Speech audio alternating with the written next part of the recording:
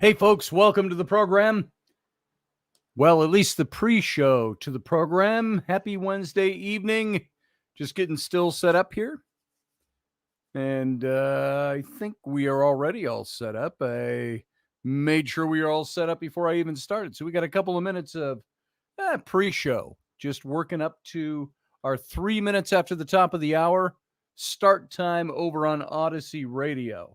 And if you want to just listen to the show in its audio format only, you can go over to odysseyradio.com. That's ODYSY radio.com. And of course, the rest of you can sit right here and in my YouTube. Or if you're over on Facebook, you can see the show as well. Or over on my Patreon channel, which is just patreon.com/Scotty Roberts. And you can go sign up to support that channel, which helps supports this show, which helps us do more and cooler stuff. So go take a look at it over on my Patreon channel. You can also sign up on my YouTube channel, become a member. Yada, yada, yada, yada. You can help support this show and help make it more than just a thing I do on the side. Wouldn't that be nice? Imagine the stuff we could do with this show if this were my full-time job. And I'll leave it at that. Thank you for being here. We got about 1 minute left and we go live over on Subspace Odyssey, odysseyradio.com. Welcome to everybody that's coming in. We're going to talk about a little something that maybe some of you may have heard of in history. I got to be honest and say it's something I had not heard of. With all my Native American studies and the research I've done, I did not hear of this little segment of history in Oklahoma. It took place 100 years ago.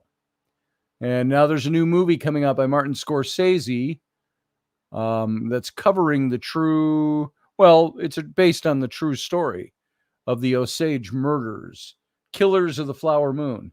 And so I wanted to talk about that tonight because I was very intrigued by the history. We're going to go dark for a few seconds. We'll be back at the top of the hour. Sit tight.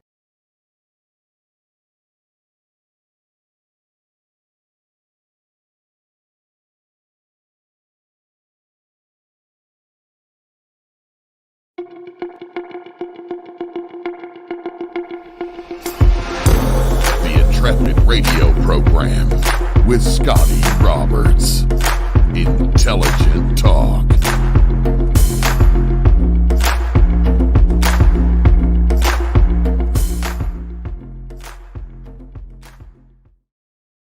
Hey folks, happy Wednesday evening. I'm your host, Scotty Roberts.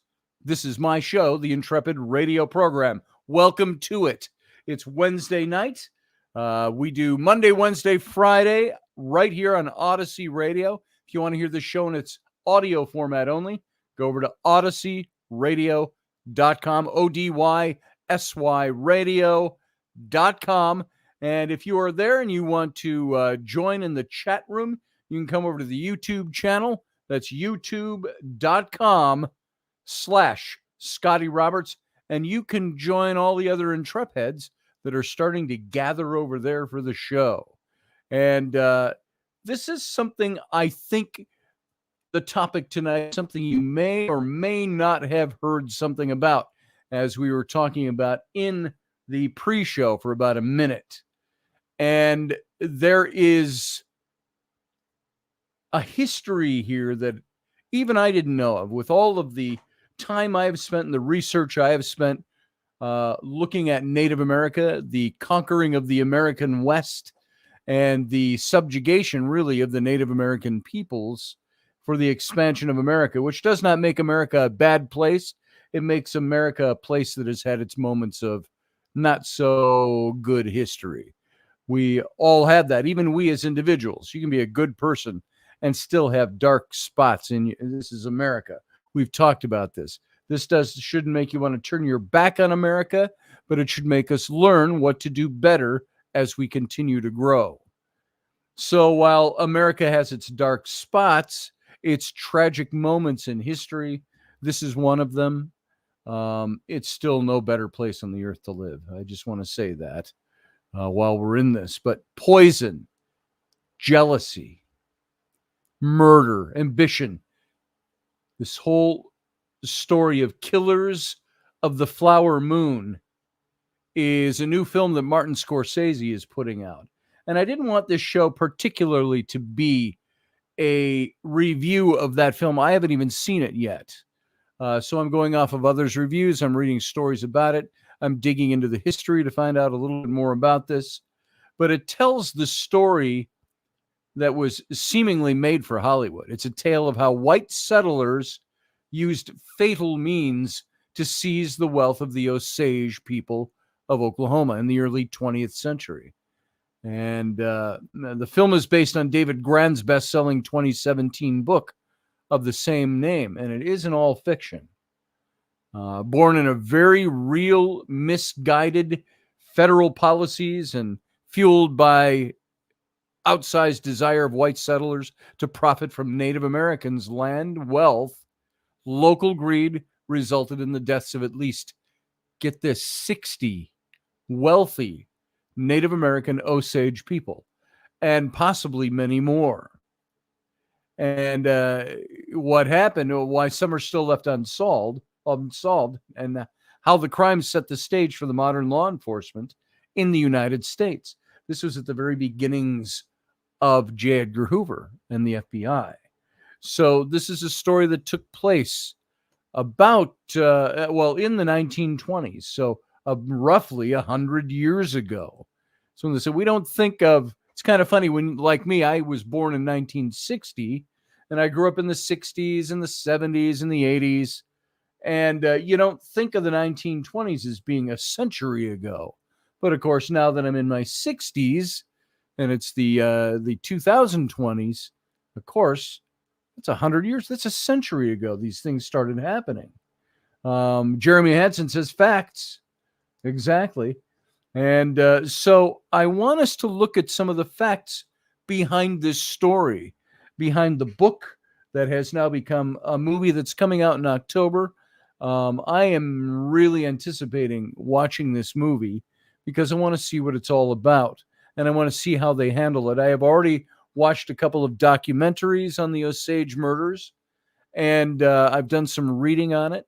And so I want to present this a little bit as a bit of history that you might not know much about. Because I got to tell you, before a week ago, I didn't know much about it. And it was just when I saw this trailer come across my social media feed on a movie of the same name, The Killers of the Flower Moon. I thought, what is that about? And it had Leonardo DiCaprio in it.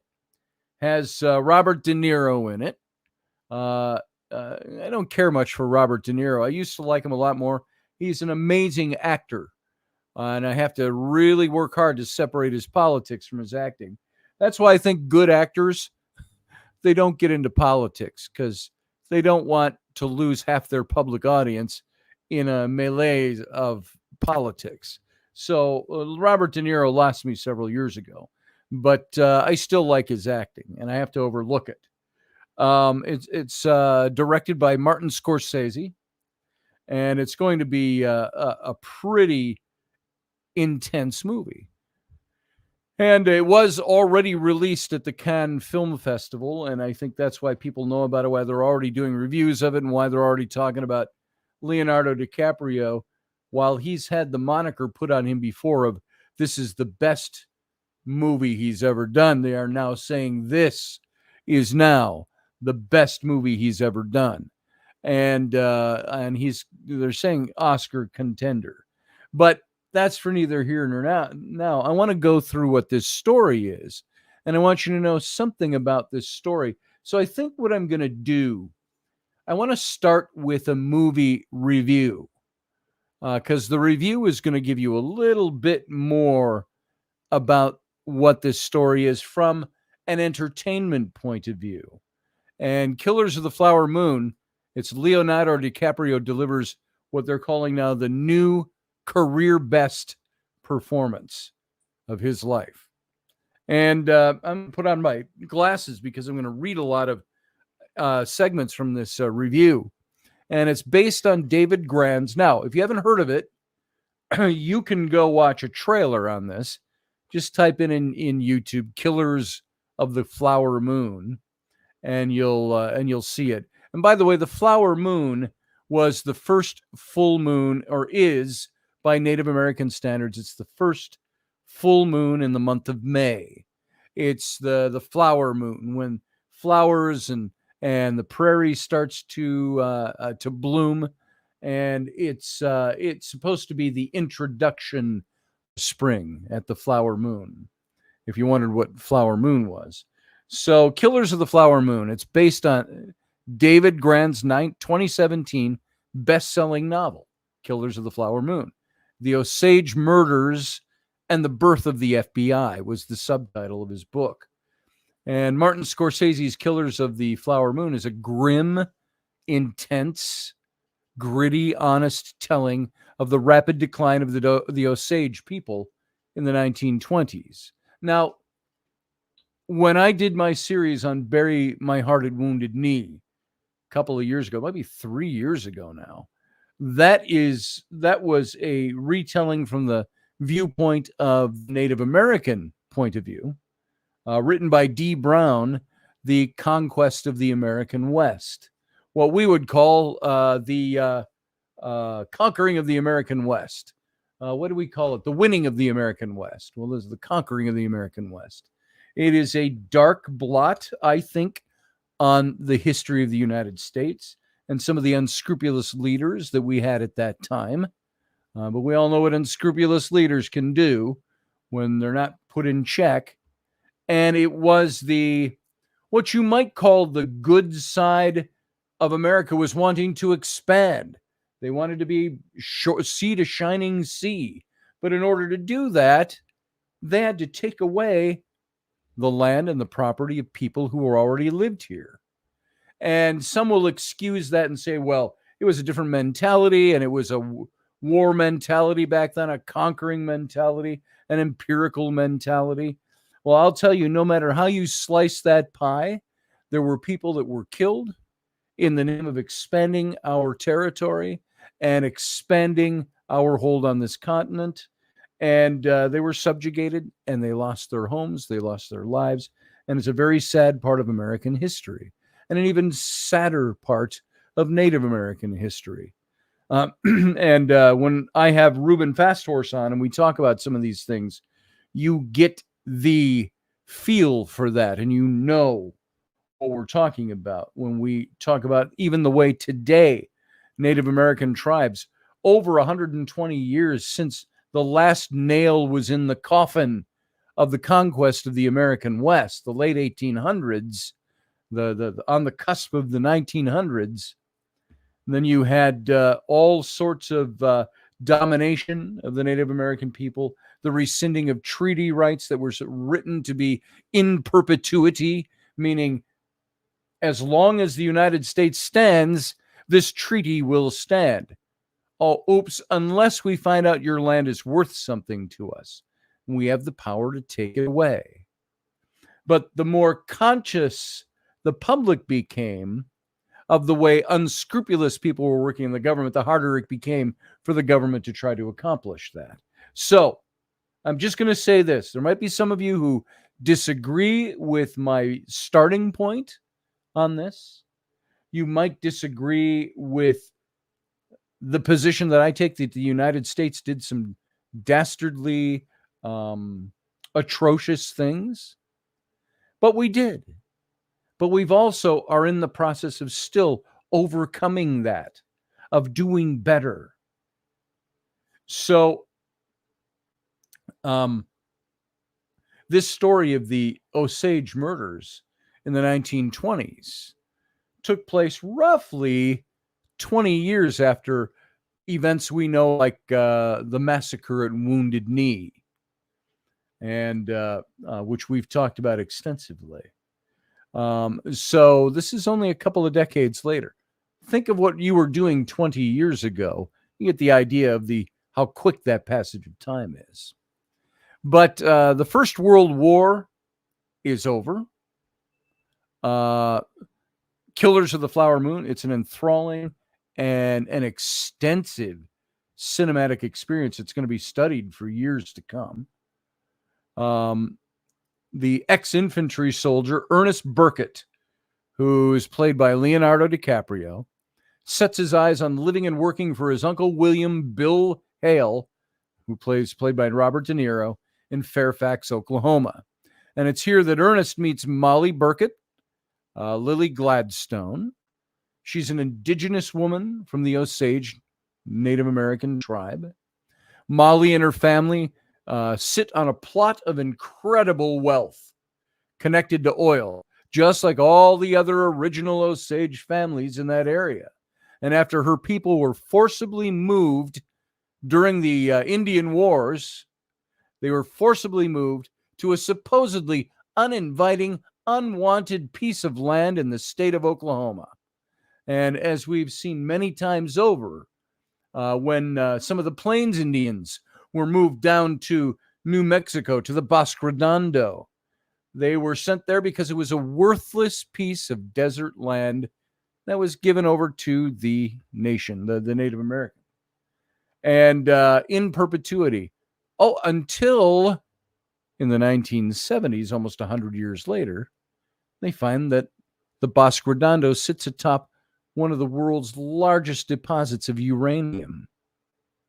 What do you suppose the battle went for over that? This is your land forever, according to treaty. And then they find out there's uranium there, the largest deposit.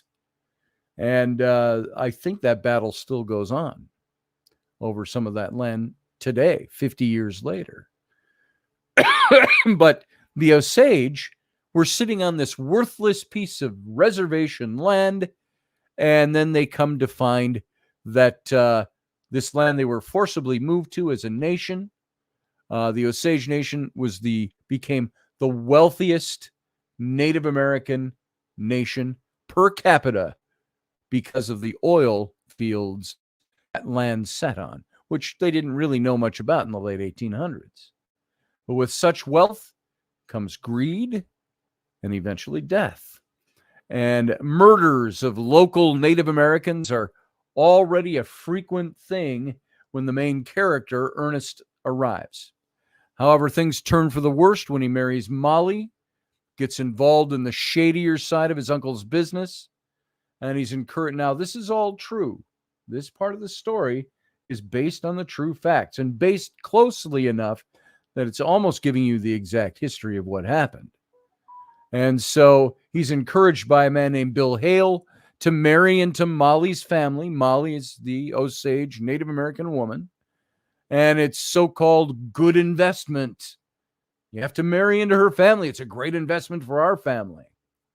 And marrying an Osage with oil-rich land would give Ernest a legal claim on the territory and the profits that could be made. So he unwillingly sets out for a life with his loving and trusted wife with the ultimate goal of getting rich. And day by day, members of the Osage are killed for their land. Literally, day by day, people just started disappearing. And they're married into all these white families. But the authorities don't do anything to assist the Osage. It's only when hundreds end up dead and missing and a trip to Washington, D.C., that the federal government is forced to get involved in this. And this is where Jesse Plemons as FBI agent Tom White and Brendan Fraser, George of Jungle, and many others. He won an Oscar last year for The Whale, I think it was called, which I have not seen. And I see him in the stills for this movie, and I go, I don't think he put on the weight for that movie because he still looks pretty heavy. He's not the lithe, muscular guy from the 1980s and 90s anymore. But he's in this movie. Not that that matters. I'm just making a comment on it. But he is Hale's corrupt attorney, W.S. Hamilton, who expertly enters the picture, and he heats up the proceedings to the next level. And Killers of the Flower Moon is a story about trust and greed set in an ever-growing capitalist world. Nothing wrong with capitalism. until capitalism, like anything else, is used for greed, is used for murder, is used for taking what isn't yours. So Martin Scorsese's script, co-written by Eric Roth, it's detail-oriented. It takes its time as it meanders toward revealing the truth behind the hidden murders of the Osage. And by the way, I like a movie that takes its time setting the story for you. Now, the pacing is great in the movie. The editor makes sure everything zips by despite being 3.5 hours long. I like a good movie. A movie can be 3.5 hours long if it captivates and keeps my attention. I'm cool with that. Suspend my reality for a bit and let me watch. So looking at Scorsese's repertoire, it makes sense that he chose this story as greed and violence are go-to themes in his filmography. However, this true crime thriller goes deeper as the secret killings become methodical, and it's the kind of tale that's going to chill you to the bone when you think of the implications behind it and what depths people will go to for the sake of greed. Structurally, thematically, Martin Scorsese's movie begins on a balanced note. It's showing the perspective of both cultures in a well-organized and equal way with only one little mystery. But as the plot progresses, the focus shifts to Ernest's eyes as the FBI begins to investigate. You can feel the stylistic shift in the film's atmosphere as it becomes more of a familiar Scorsese flick, swooping crane shots, dynamic lighting, the crime angle and such. I mean, think of The Irishman, think of Gangs of New York. You get the idea. Though with all the sincerity, Scorsese is more interested in the interconnecting human relationships and the tragic story of the Osage Murders as a bottled-up example of greed-filled capitalist societies that breed violence. I don't think he's making a statement against capitalism. Capitalism is good, and we all know that. Martin Scorsese is a capitalist. All of the people in the film are capitalists. The film isn't about damning capitalism. It's about showing the greed that can come with some who misuse capitalism. Leonardo DiCaprio leads Scorsese's epic as the malleable Ernest Burkert. He plays the role with such truth and such intensity as he becomes more and more disgruntled, and you really start to see his full potential as he tries to make smart decisions, and that's no easy task to act. A permanent pit bull-like frown, emphasized by harsh dramatic interrogation room lighting, becomes the norm for Ernest as the FBI comes knocking. Robert De Niro's shifty and manipulative Bill Hale pulls the strings. De Niro is doing the later stage Goodfellas, but without a New York City accent, essentially. It's Oklahoma in the 1920s. So Robert De Niro and Leonardo DiCaprio both act as co-leads alongside the wonderful Lily Gladstone, whose Molly is too trusting for her own good, yet extremely sharp around everyone except her husband.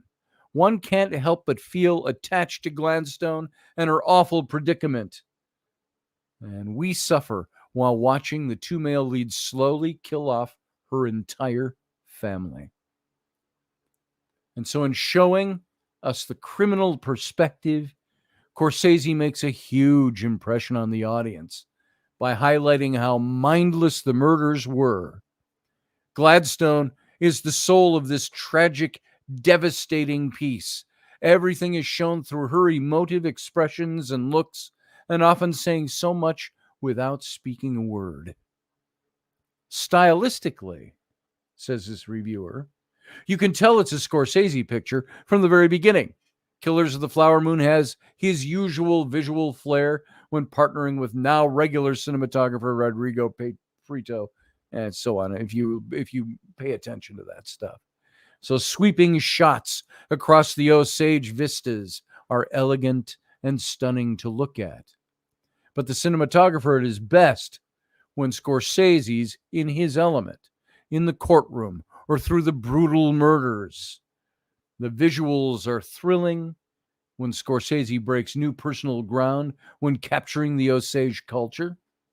The killings are painfully blunt, occasionally cutting to the hits after they've taken place. They almost act as exclamation marks to further highlight the inhumanity and the sheer tragedy of the senseless acts at hand. Additionally, the production designer whips up an incredible lived-in Fairfax, Oklahoma that elevates Petro's beautiful colored work. And this lived-in setting perfectly emulates the coldness of the most shocking scenes. And everything on screen is enticing and it's enthralling from start to finish. Now, this reviewer ends this by saying, there's no denying that Killers of the Flower Moon is a monumental picture for Martin Scorsese. This marks his second film in a row based on real-life killings. But now with the added pressure of representing a culture that he's unaffiliated with, Scorsese's care for portraying the Osage Nation, who were rightfully involved in the production, with respect and dignity, is vivid and deeply felt in his film. This is much more than just another mobster movie. Undoubtedly, it will have a serious impact on Native American audiences as Scorsese reanimates the Osage's tragic past as a learning lesson for America to reflect on. And to end on a positive note, there's some serious Oscar potential here as Leonardo DiCaprio delivers one of his best performances of all time, along with a top-notch Robert De Niro and an ace-empathy-filled performance from Lily Gladstone. And so that this film premiered at the 2023 Cannes Film Festival. And it releases in theaters October 20th of this year. So about 4 weeks from now. So that is the movie as it was seen from a reviewer. Now, I want to look into the history a little bit, as after I read the reviews and after I looked at it, which I don't do a lot of, but I was very interested in this because of the topic of study, the Native American angle, the research into the Native American culture of Oklahoma of the 1920s. This is post-Indian Wars. This is post-expansion into the American West. This is when you're already coast to coast as a nation. So what's going on with these tribes now that they're on the reservations? You got a glimpse of some of this same kind of thing with the Yellowstone prequel series with Harrison Ford and excuse me, Helen Mirren, 1923, the building of the Yellowstone Ranch that Costner owns in the current day series. And it showed there was a big slice of that season spent time in the Native American schools, where girls were sent to Catholic schools and other schools to strip them of their heritage, really. And so you're seeing a lot of this, I think, in this story. This is going to be another look at that. Only this is made for cinema, not for TV. So I think it's going to be much harsher. It's going to be a lot darker. And it's going to be a rough ride, but one that I think is essential to knowing something about our past. We cannot, it's like I talked a while back about my daughter is starting to ask questions about the Holocaust. My son at 14 is just starting to go into a section at school about the Holocaust for the first time. And she was asking me questions, and it would be like wanting to know more about the Holocaust and watching Schindler's List. If you're going to make a comparison of watching a movie and the darkness of a movie, Schindler's List was dark. It was intense. for lack of a better word. It was, it dug your heart out and threw it on the floor. It was a rough film, but it was a good film and worthy of watching. I have a feeling that Killers of the Flower Moon is going to have a similar effect. Because it's going to look at what one family and one group of people did. This was not the United States government that did this. This was investors, capitalists, and people with money who did everything they could to take what was not theirs. And they did it by marrying in to families so they could own what they had and then killing them off. So I want to look at some of this true story now. In late May of 1921, 34-year-old Molly Burkett was summoned to a ravine on the Osage Reservation where she lived. Now, Molly Burkett was married to Ernest Burkett. She's a Native American Osage woman. And just for perspective, Leonardo DiCaprio is the actor who portrays her husband, Ernest Burkett. So Molly Burkett is summoned to a ravine on the Osage Reservation where she lived. A body had been found. Molly was told she could identify it, they asked. And she could. It was Molly's older sister, Anna Brown, who'd gone missing a week earlier. A bullet hole now marked the back of Anna's skull. And Anna wasn't the first family member Molly had recently lost. And she wouldn't be the last. In the 1920s, death ripped through the oil-rich Osage nation at a shocking rate. In some cases, seemed accidental, while others, like Anna's, clearly weren't. And even though her body was badly decomposed in the heat of the Oklahoma wasteland, I guess you could call it out there, they did find that she had been shot in the back of the head. And it would take the help of a nascent FBI to finally expose the orchestrator behind this years-long reign of terror on the Osage people. And the story of the Osage Murders is one of greed, of betrayal, and moral rot at the heart of white America. Now, I would say I use that phrase very carefully because I am not promoting racism by saying white America, but I am saying that it is the whites in America that perpetrated a lot of the atrocities on the Native American culture. But it must also be said, for perspective, when you have a people, the Native American peoples, that were being subjugated, that were being driven off their land, that were being killed and murdered, and whites were behind it, you also had many whites that stood for them and stood in defense of them. So when I say white Americans, I'm not saying that to the shame of white people. It's not a white problem. It was white people that perpetrated it, however. And it was also white people that helped resolve it and solve it and fix the problem. So it's the inspiration for the film, as we've talked about, Killers of the Flower Moon.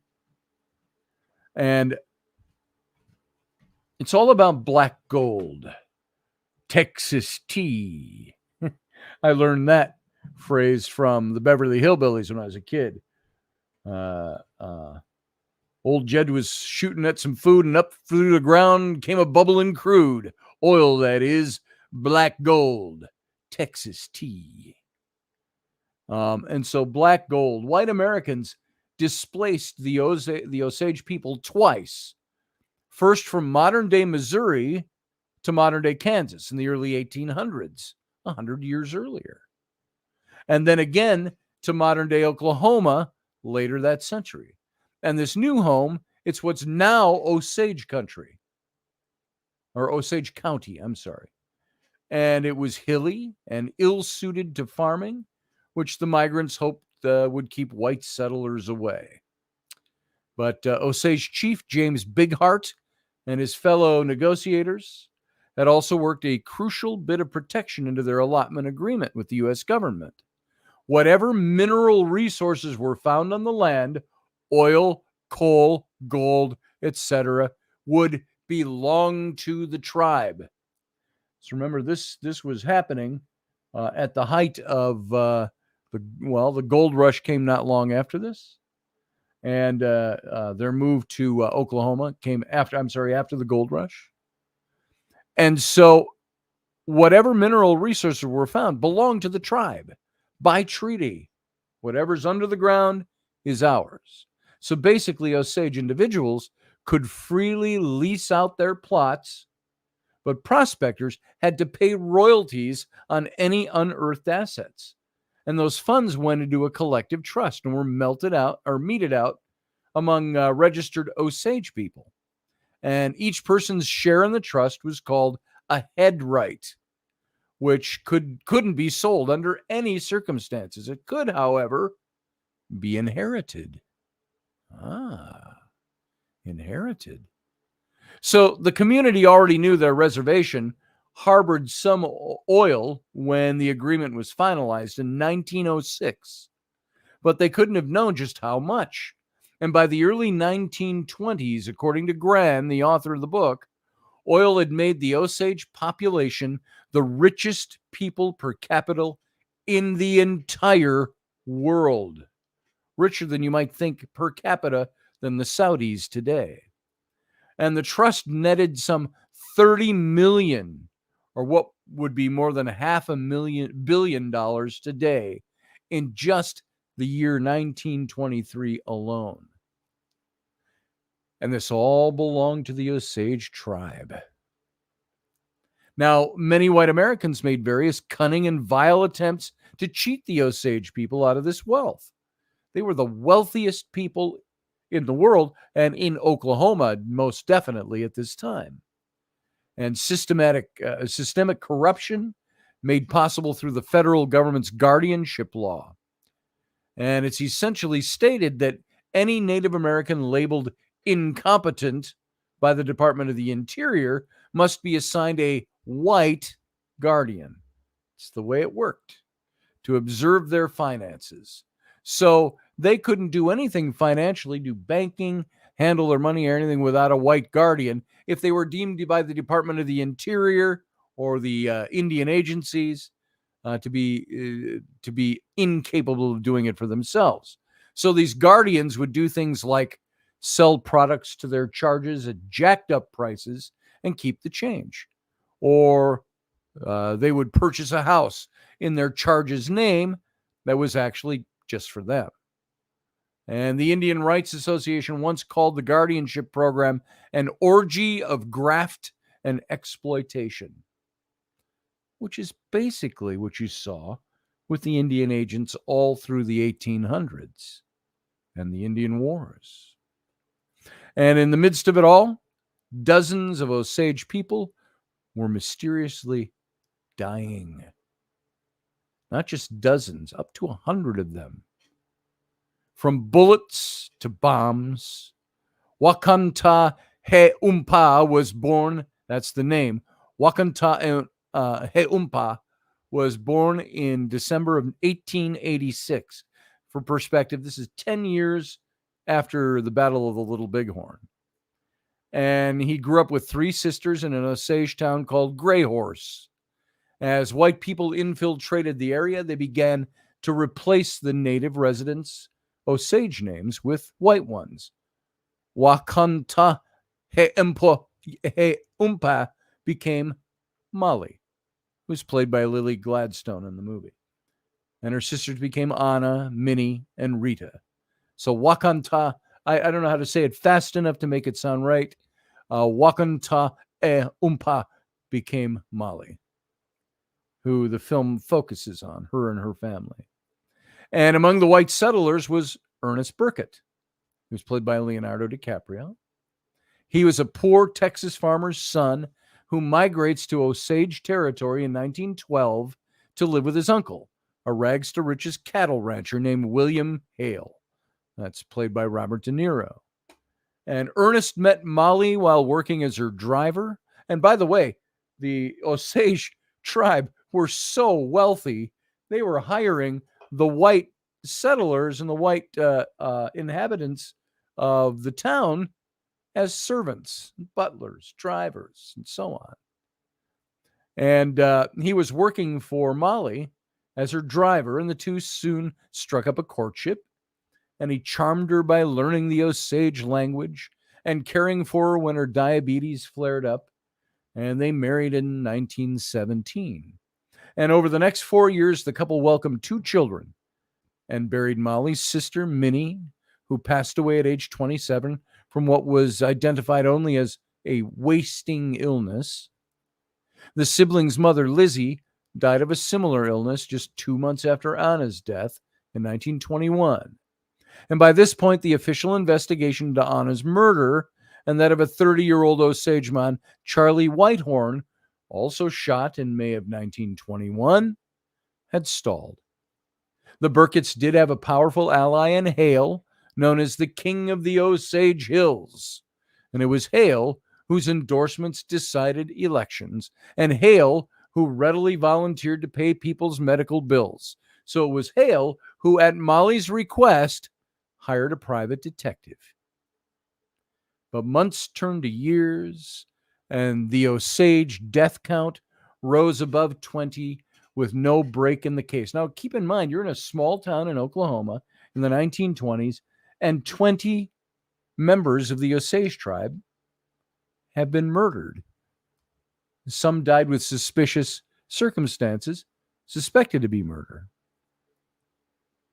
And the Osage count rose up to 20 over a couple of years.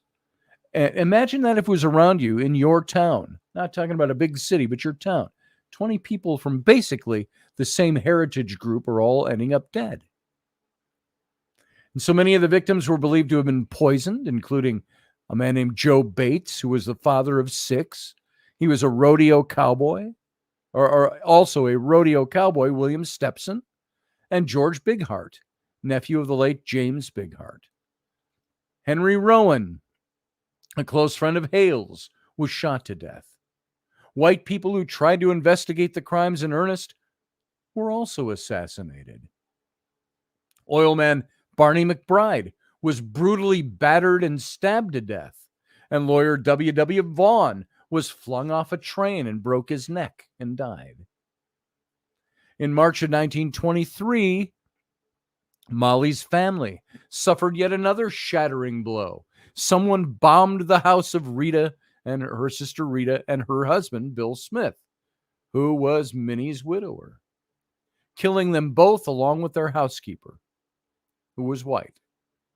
And Bill had been working to solve the murders for nearly 2 years, and had recently intimated that he believed he was nearing the truth. And then their house was blown up. Too long had local officials and private citizens failed to put an end to the bloodshed, so the Osage people asked the federal government to come on board, to intervene. Now, headright hunting. Remember what headrighting was? This was becoming marrying into the family. So you could, in essence, inherit the land. So Tom White was a 6'4" Stetson-wearing Texan who ran the Houston field office of J. Edgar Hoover's Bureau of Investigation. That was a precursor to the FBI. And at Hoover's behest, he relocated to the Oklahoma City office in July of 1925 and recruited a unit of agents to investigate these murders. They were too suspicious. So White overlooked qualifications like education level and the administrative proficiency in favor of hiring men who'd be most believable as members of the community. A New Mexican ex-sheriff and former Texas Ranger assumed identities as ranchers. A former insurance salesman started hawking legitimate insurance policies in the area. And John Wren, who was indeed part Ute, masqueraded as a Native American medicine man. And other members of the team followed leads without going undercover. And so as intel poured in 1925, White realized that all roads seemingly led to one person, William K. Hale. This is the De Niro character in the movie. Pike, the private investigator assigned to Anna's case, and you can already see how convoluted this starts to get. The PI that was assigned to her case alleged that Hale had actually hired him to cement an alibi for Ernest's brother, Brian Burkett, who was with Anna the night she died. And according to Pike, Ernest himself, that's the DiCaprio character, had attended some of those meetings with Hale. Agents also learned that Hale had acquired, through fudged reports and fraudulent debt claims, a $25,000 insurance policy on his friend Henry Rowan shortly before his death. $25,000 back then was a lot more than it seems today. A portrait of Hale's intricate plot began to emerge. He had apparently mobilized an entire network of outlaws to carry out all of these killings. Then he systematically had them killed. Had them killed too. The murderers killed, lest they incriminate him. And his motive for murdering Molly's family members in particular was ready-made. After all, it was Hale who stood to gain untold wealth for life. If Ernest, this is the DiCaprio character, his most pliable puppet, inherited all the head rights from Molly's family. But that would only happen if all of Molly's sisters were dead and Molly herself died. Meanwhile, Molly was dying. So her vigil is pretty astounding. In the 2 or so years since the bombing of the house, her sister's house, Molly had withdrawn from society. Her health worsened. And of course, their whole community, Osage community, is realizing somebody's killing us all off. And her health worsened, and purportedly due to her diabetes. And local doctors made home visits to administer her insulin. But in late 1925, Molly smuggled a message to her priest, conveying worries that she was being poisoned.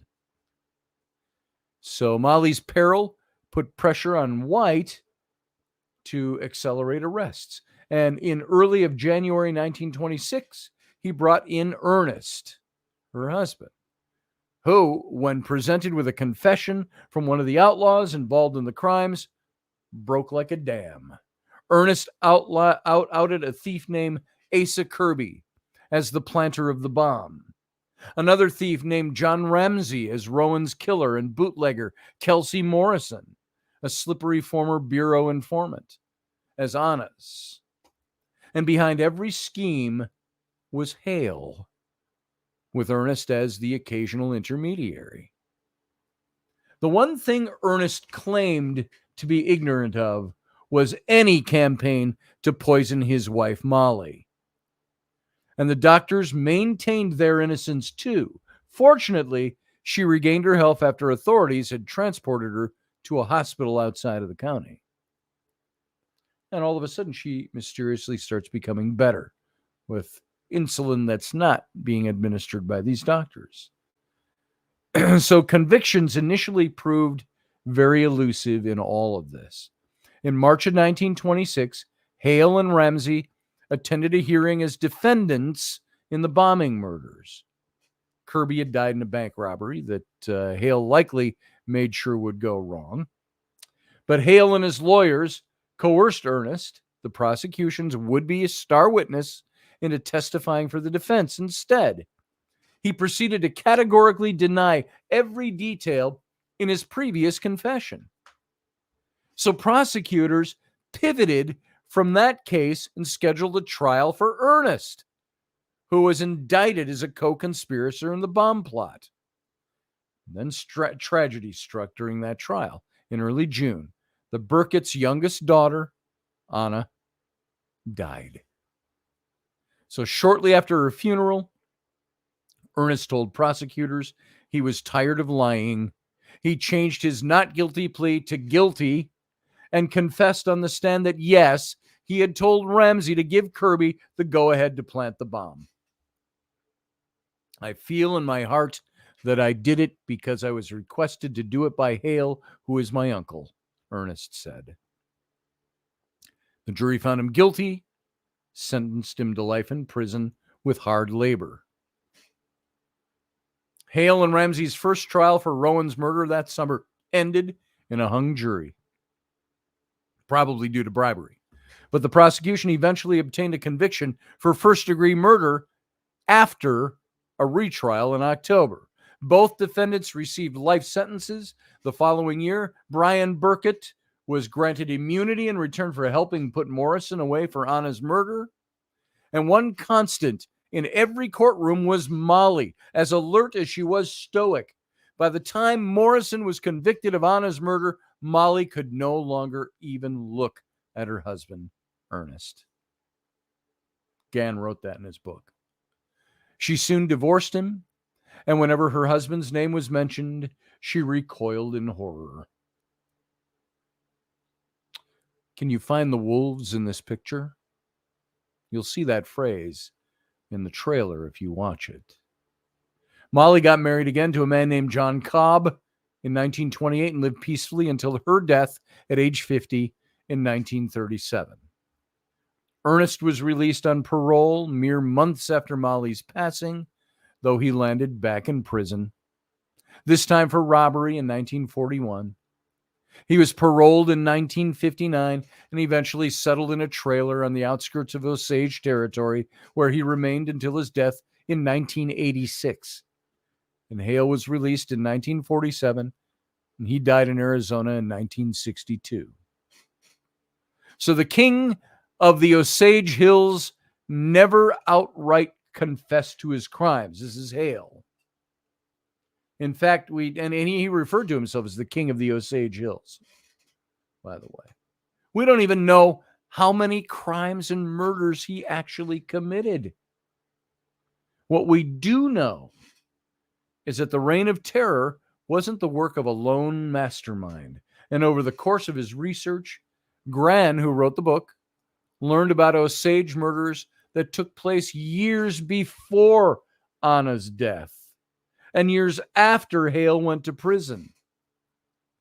Archival records revealed a suspiciously high number of Osage wards who died while under guardianship of white people because they weren't allowed to do their own bookkeeping, their own financial matters.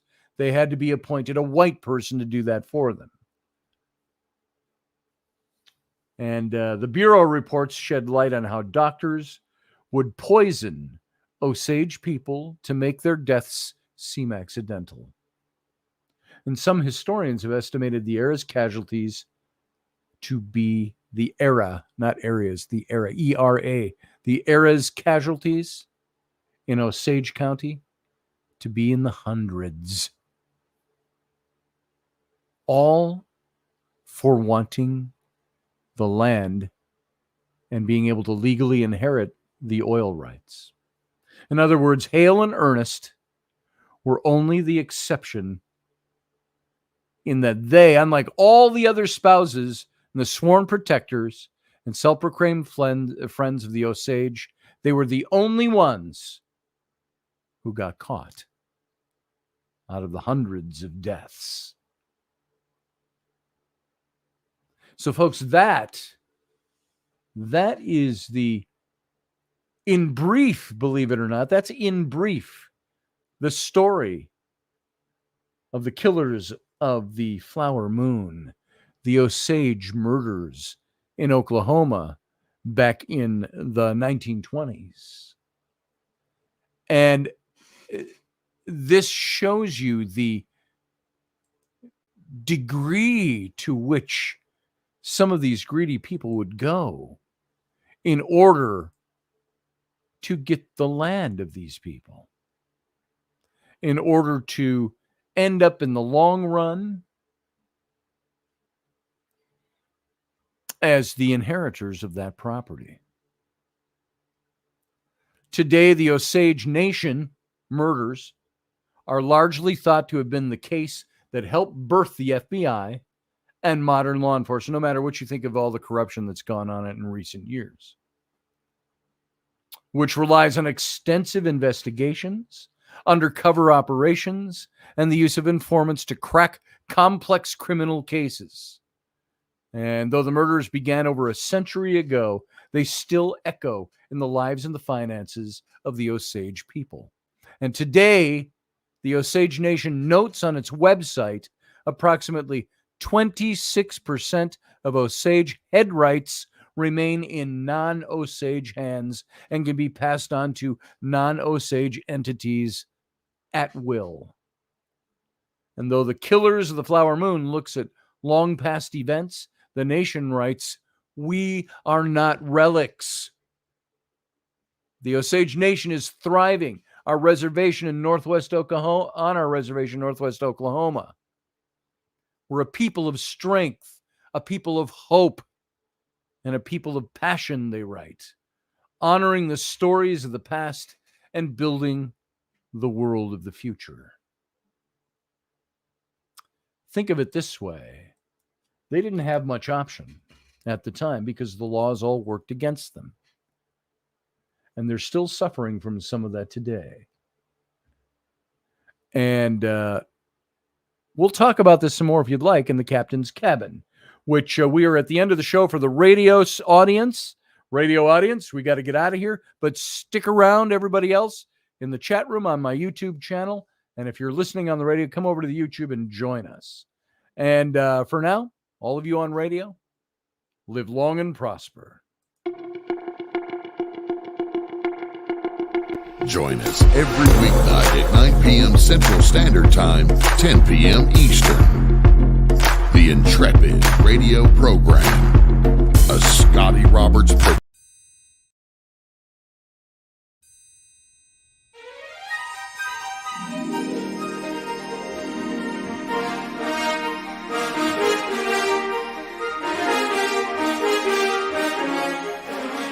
Hey folks, this is Scotty Roberts, and this is the Intrepid Radio Broadcast. I've been broadcasting for about 20 years now, covering such topics as science, politics, the paranormal, weird science, weird world history, archaeology, and the paranormal. Everything from ghosts to cryptids to creepy things that go bump in the night.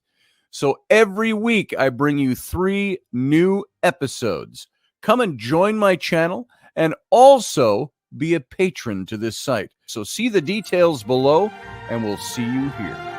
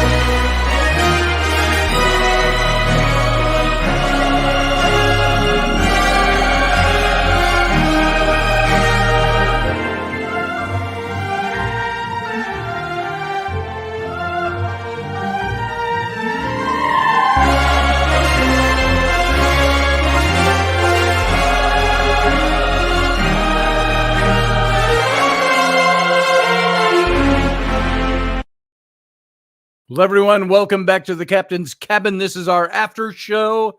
This is not the formal show. It's time where we can break down, be a little more casual, a little less formal. We are off the radio and just broadcasting over on YouTube and over on our Facebook channel and over on Patreon and a couple of different places where this show dispenses.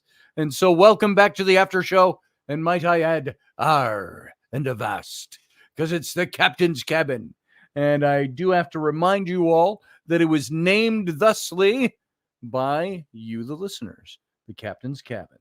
God, how long ago did we do that? A year ago? 2 years ago? I don't remember how long we've been doing the cabin, but it's been around for a while. Did we do this before I went to Louisiana with Sam and worked?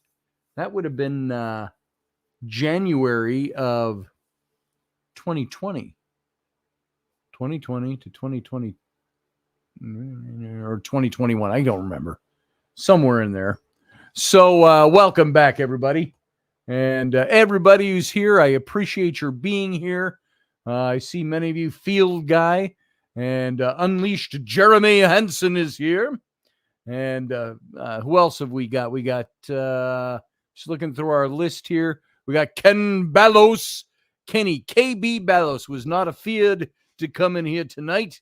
He's got morning coffee with KB every morning at 9 a.m. Eastern Time, 8 a.m. Central Standard Time, 6 a.m. for those of you out on the left coast. And you can find him on his Facebook page, broadcasting through Facebook. One of these days, we'll get him bumped up to what I'm using here, which is StreamYard. And he'll be able to bring in, hopefully, a broader audience.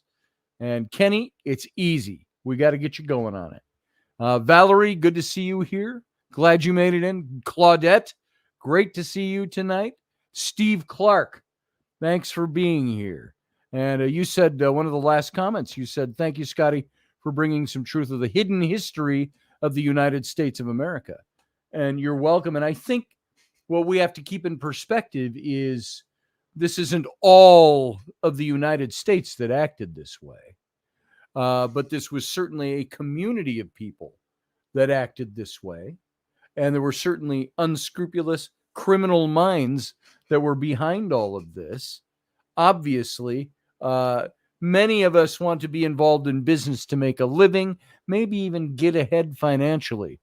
But I think there's very few of us that really would go out of our way to cheat somebody, to commit crimes in order to get there, or to kill off whole families and whole nations of people. So Jeremy Hansen said in the South, they call that marrying well. Maybe so. And let's see, who else was here tonight? Elvis. Elvis is in the building. Good to see you, Elvis. Glad you made it in here tonight. And I'm just scrolling through. Michelle Canham Freedom is here. Good to see you, Michelle. I'm glad you're here. And who else we got? Oh, I see a lot of comments I missed because I was so into wanting to get the information out. I wasn't always glancing back at the chat room. So maybe we can address some of that here in the Captain's Cabin, if you so desire. And you can all call in. The link to call in to the Captain's Cabin, it's, of course, in the description over on the YouTube channel. Or you can just, here, I'll paste it in right here. You can copy that link and paste it into your browser window, and that will get you here. Grumpy Stack was here. The Grumpy Grandpa Zen Run Show. The Grumpy Grandpa Zen Run Show. Zen Run or Zan Run? Don't know. A lot of bald white men walking around. Yeah, I'll bet you. He says. And Project Skyfalls was here earlier. I hope you're still here and still listening. And Elderberry was here. Land of the Six Bulls. Neosho, Land of Cool, Clear Water. They were called, wasn't the Osage, the original name, have something to do with the people of the Middle Waters or something like that? in between the waters, or I can't remember where they originally came from. Michael Brewer is here, Viking Off-Roading, and welcome to the program. And Rendell Flagg is here. And I'm just going through the list of who made it in here tonight and came into the chat room. And I think that's about everybody. If I missed you, didn't say hello, it's not for any other reason than I just missed you. Could be a glasses thing. Steve Clark says, Scotty, there's a lot of hidden history throughout this nation, as I've been doing a little research into this kind of stuff. Yeah, that's the truth. There's a lot of things that people just don't know that went on. And we can't learn them all. We don't know them all. We probably never will. How much happened that was maybe even between individuals or individual landowners or someone in a town against somebody else in a town or whole towns or whatever it might be. There's so much hidden history out there that is not like the formal history of our country. So it never makes it into a book. It never makes it into. That's why guys like Gahn, who wrote the Killers of the Flower Moon, are important because they grab history that we don't know about and they research it out and they write about it. It's like D. Brown in writing Bury My Heart at Wounded Knee was writing something we didn't know about, and that was the Native American perspective of the conquering of the American West. I even look into, and you can go beyond American history, obviously, every little bit of history that's out there. I look at Egyptian history. There's things we don't know. I was describing to my son last night. I woke up in the middle of the night, about 1:30. It's not the middle of the night, 1:30, 2 o'clock, because I'd had the TV on when I went to sleep. And we usually do. We have a TV that we're watching something and we fall off to sleep. But it went off suddenly. It just went off. And it was suddenly quiet in our bedroom. And I opened my eyes, the TV's off. I thought, well, what's going on? And TV wasn't working. And I couldn't get anything. Internet not connected. So I checked the modem box and all that. It's 1:30. I could have just turned over and gone to sleep. Left it for morning, but I thought, what's wrong with my internet? I have to be working on the internet in the morning. And sure enough, the internet was off and it wasn't back on until about 7:30, 8 o'clock this morning. It was fine. But the point being, I was awake. But in going to sleep, I was watching a show, and I must have woken up just before that because the show went off. And I thought, oh, where'd the show go? And it's a show that had Joanne Fletcher, who, if you watch any of the historical documentaries on Egypt, you'll see her in a lot of History Channel or History Hit TV series done over the last 10 years or so. She's the redhead, kind of fuzzy redhead with always wears black blousey clothes in Egypt. And she's a doctorate of Egyptology, does some fascinating shows. Well, she was part of a show that I'd never seen before last night. And it was a show about the forensics of some of the many, many mummies that they have in the Egyptian Museum in Cairo, that they have all across Europe, some of the big museums. And it's interesting stuff, a lot of forensics that they're now being able to engage in that they didn't have 100 and 200 years ago when they first found some of these mummies. For instance, the one I was watching was about a woman, beautiful, ornate casket, Egyptian style, things close to 3,000 years old, 2,500 years old, beautifully hand-painted casket, but it had never been opened. The seals were never broken. And the reason they hadn't opened it, it was found in 1821, which is, what is that? That's 200 years ago. And in 1821, they had damaged a little bit at the foot, and they didn't dare open it for fear that they would damage the entire casket, which was covered in these beautiful hand-painted hieroglyphics. So they left it, and it was in storage. And so they pulled that out, and they said, we have no idea who's inside this, other than the hieroglyphics tell us it was this woman by this name. We don't know anything about her. We don't know where she fits into history, other than the dating of how the hieroglyphics were done and all of that stuff. So they were able to now, with modern technology, take this casket and give it a CT scan. And they were able to see her face. And in the segments, you know how the MRIs do, the CT scans. And so they rebuilt her face. And they started with the skeletal structure. And digitally, because they didn't have any physical evidence, they had no skull, nothing. It's all inside, sealed inside this casket.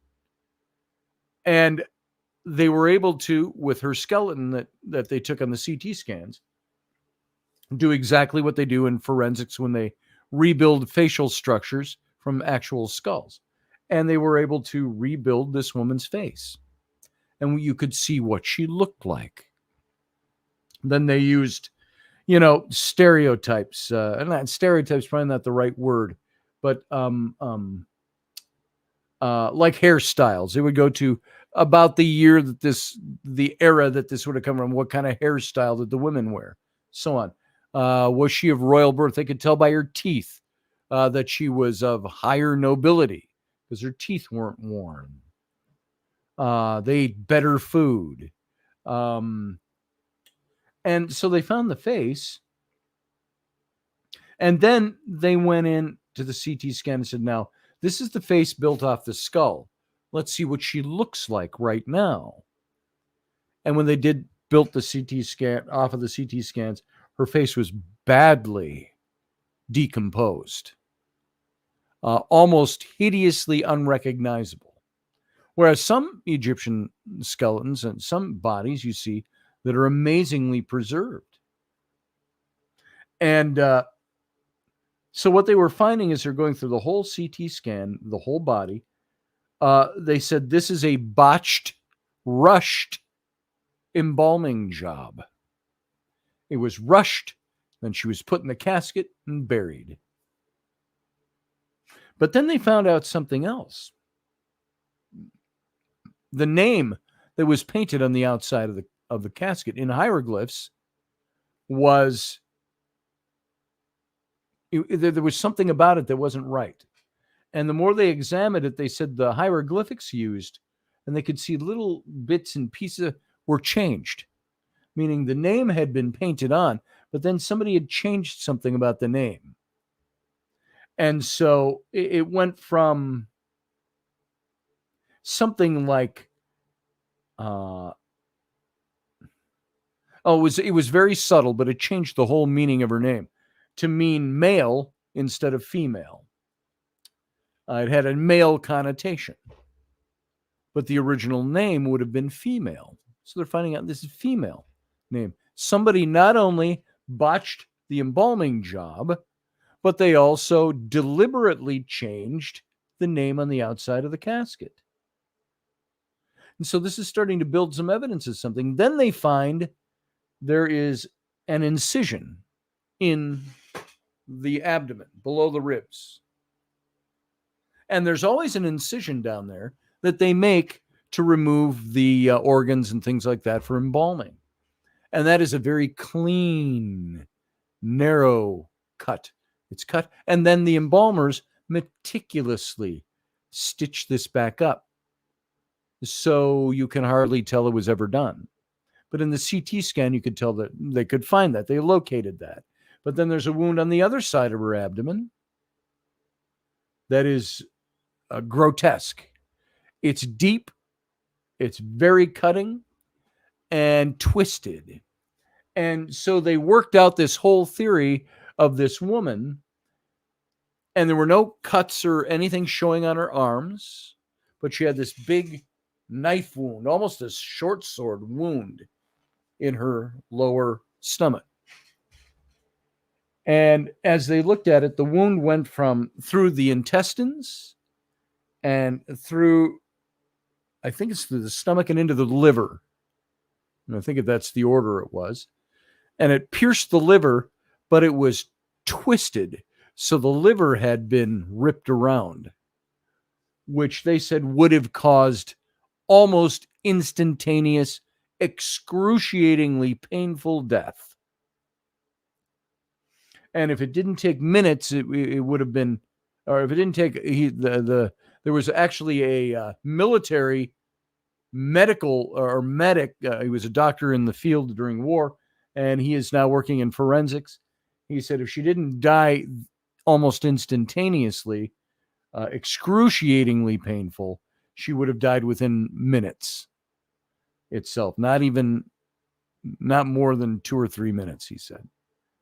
And so they said the reason she didn't have any cuts or anything showing on any part of her form, like trying to fight this off, they said the theory they worked out was that somebody had come up from behind her, grabbed her like this.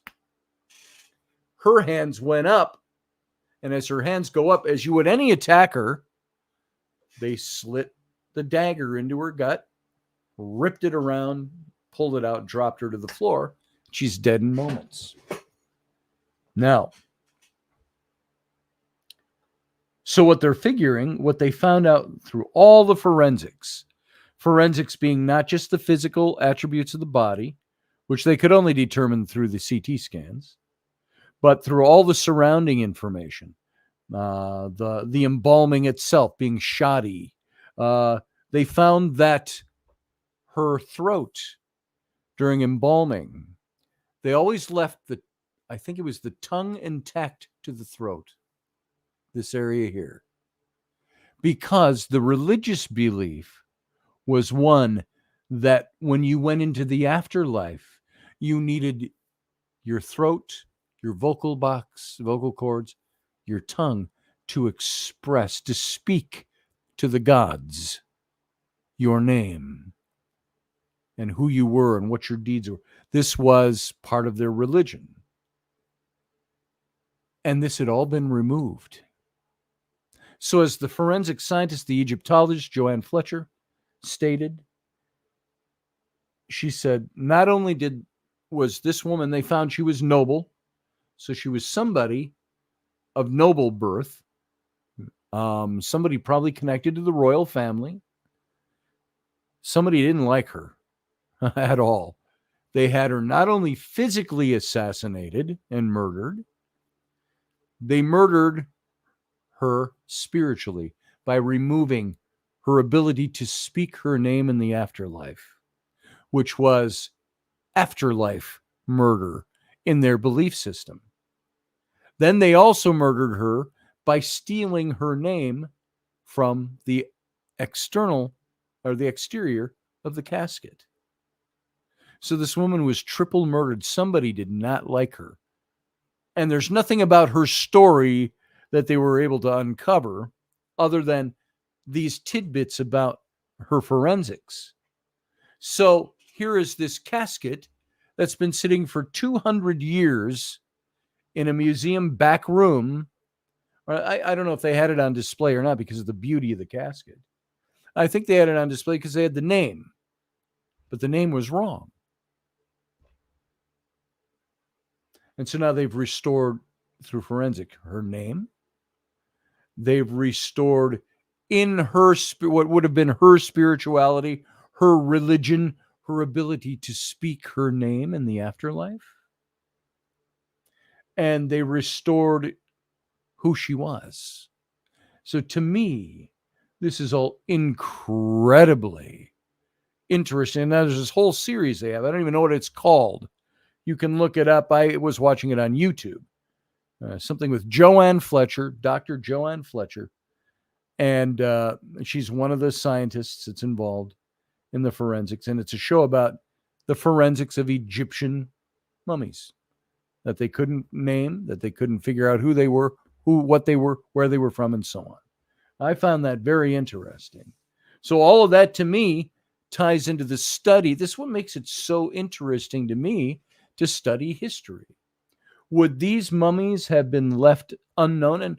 And you have to ask the question. Some people might go, who cares? Who cares who these people were? Maybe nobody. Maybe nobody except a historian or a scholar. But what if there was something to their religion, something to their spirituality that was important for that name to be spoken?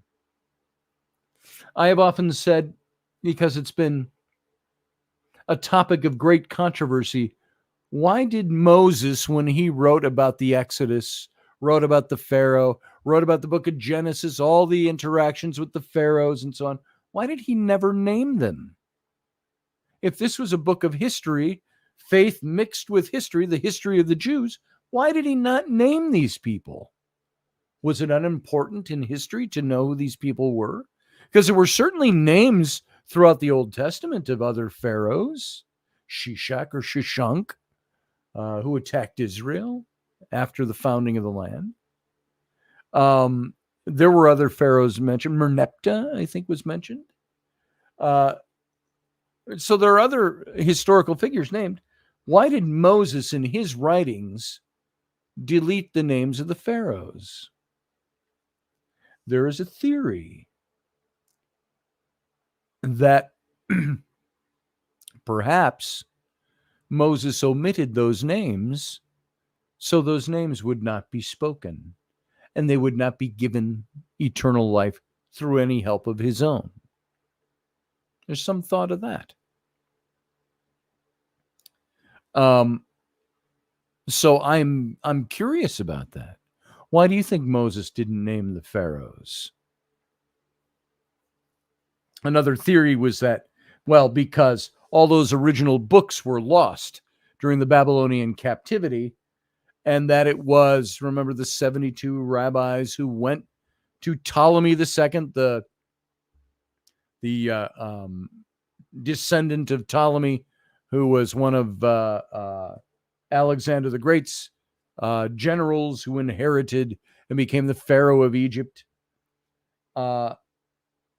These 72 rabbis went and said, after all the captivities, they went to Egypt, to the Library of Alexandria, the world's storehouse of knowledge, and asked for permission of Ptolemy II, the Pharaoh of Egypt, the Grecian Pharaoh of Egypt, if they could go and rebuild the ancient documents and scriptures of the Jewish people, which would have been in the Library of Alexandria.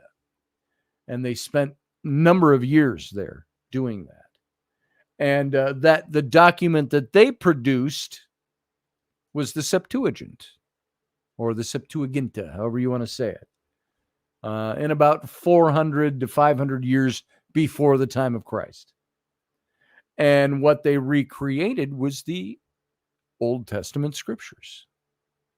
And they did this from the Torah, the first 5 books of the Bible, the books of Moses, were all learned and recited over the centuries. Well, for 1,000 years from the time of Moses to the time that they went to the Library of Alexandria, through all the captivities, all the monarchy, all of this. And so they rebuilt these books. That's why you'll hear critics say, well, these books only date to 400, 500 BC. That's like the book of Enoch, only dates to about 400 BCE. So it's a fraud. Well, why is it a fraud when all the books of the Bible basically date to that time period? Because that's when they were restructured, rewritten, based on oral tradition, based on the works that were kept at the Library of Alexandria. So interesting stuff. Did they omit the names of the pharaohs in Moses' books? Would they have put them in there if Moses had originally put them in? So did Moses, again, not originally put the names in? And why? Was it to, and about the closest you get to Moses naming anybody in the pharaonic house in the Old Testament, in the books of Moses, was when he called the princess of Egypt who found him in the basket in the Nile. He refers to her as Pharaoh's daughter. There were only 2 women up to that point who bore that title. That was a title. Pharaoh's daughter. It was not just a descriptor. The farmer's daughter. No, it was Pharaoh's daughter was a title. Hatshepsut was one of them. Matkare, whose regnal name was Hatshepsut, who I've talked about many times, who was affiliated with this guy back over my shoulder, this bust of Senenmut. She rose him to power, and that's who I believe was Moses. So this woman is that the one homage that Moses gives to an Egyptian without actually giving us the name, Pharaoh's daughter. There's only 2 people that bore that title up to that point, Hatshepsut being one of them. So, interesting stuff. Anyway, there you go. That's all for free. That came off of our studies of the Osage. This is why I like history. History opens the door. It sheds light on things so we can know more about them. We've got Michael Brewer here is hanging in the wings. Obviously dying to say something. Let's bring him in. Hey, Michael. How you doing? Not much. I was going to check on you to make sure you're still kicking. I'm still kicking. Yeah, it's been a day, but yeah. But I sat down for a minute to finish up some schoolwork, and you was on, and I always listen to you in the background while I'm doing it. And all right. But like I said, usually I'm catching the end of it anymore. But he's talking about like little cliques and people kind of going together, and they had the whole Lincoln County Wars, right? Because it was 2 store merchants. You can't sell stuff to these people. That's my job to take their money. And it went back to greed and John Tunstall and all of that, and and you had a lot of people come out of that was really, really notable, like Billy the Kid and what was it? It was the other Doc, whatever. Elder made like 3 movies about it. Doc Holliday? No, Doc. Remember Chavez? It was Chavez Doc. And there's one they actually called. He's like Doc Brewer or something other, because I remember his name because it's the same as mine. And I'm not thinking of who that is. There's but Uncle he's John, in the original. Let's bring him in. Uncle John. Hello, guys. No, but I always remember that. And but that started over somebody wanting to just Henry. That was another one. But yeah, that was like a big, just because somebody wanted to set up and do store frontage, and he's like, no, but then that's like Wyatt Earp and the Cowboys. The Earps moved and set up shop. Then you had the Cowboys, part of a different little clique that was there together, and we all know how that turned out. Yep, we do. And that whole thing, yeah. It's so funny when you think about that. The OK Corral, the whole thing they said lasted about 20 seconds. Yeah, 20 seconds. It made a 3-hour movie. And look at the impact that's made on our historical accuracies. What do you want to call it? Our historical story. You know what a guy told me one time when I took land warfare, laws of land warfare or something. He said, just so you remember, winners write the history books. Yep. And I'm like, oh, okay. But then again, and when the losers write it, after we've had enough of the winner's story, and we find out there's another story. Like D. Brown, who wrote "Bury My Heart and Wounded Knee." Yeah. They were the losers. Oh yeah. They were the Indians. They were the Native Americans who were suppressed, who were driven onto reservations, who had everything taken away, even their culture, their heritage, their language, everything taken away. And yet you've got a guy 100 years later named D. Brown. When he wrote this book, not even 100 years later, 60, 70, 80 years later, writes a book about it from the Native American perspective. And it gives you a whole different outlook on what the winners wrote. So the soldiers did not want to press the attack that day. They said, we already disarmed them. Yeah. And the government agent said, I'll keep replacing the commander until we have someone who will lead. and the government ordered the assault. That's like Vietnam. What It's was a it? black day in our history. Yeah, the Gulf of Tonkin incident. They said, "Oh, we had a warship that got attacked," and there wasn't even a warship at the Gulf of Tonkin. So if the powers to be want a war, they'll find a way to make a war. That they will. And people says it's conspiracy. I said it ain't conspiracy. It's history. It's far from it. And that's what I said. And I look back. My time I spent in Iraq and stuff like that. People have destroyed so much history that you could kind of, I always said part archaeologist, part detective. You know what I'm saying? You got to be able to put the pieces together, like the lady in the coffin. You know what I'm saying? Who does she make so mad? Like you said, they wanted to. That they wanted to assassinate her that way. Yeah. Triple homicide. And we have no idea who did that to her. No, or why. All we know is that it was done to her. Yeah. And so she really pissed somebody off somewhere. Yeah, she about like what was it I was thinking about? You said something that and it's about somebody's name or something another, and it reminded me of like what The Rock used to do on WD. You say, "Oh, what's your name?" "Oh, it doesn't matter." You know what I'm saying? It doesn't matter what you and I'm like, wow. But that popped in my head there. I was feeling like I said, it's been a day. But Jeremy says, I have a friend here in Missouri that searches caves for Osage artifacts. He has everything: pottery, game pieces, etc. He said, "I thought it was cool. Tools, utensils, game pieces, religious, etc." Steve Clark, didn't you know somebody, or don't you have some artifacts? Something that was it you that told me that, Steve? I can't remember.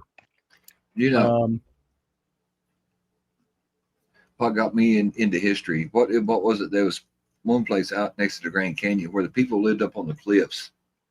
And they had all these ladders, and they dug out a hole. It looked like a whole high-rise apartment building. Right. The Pueblo.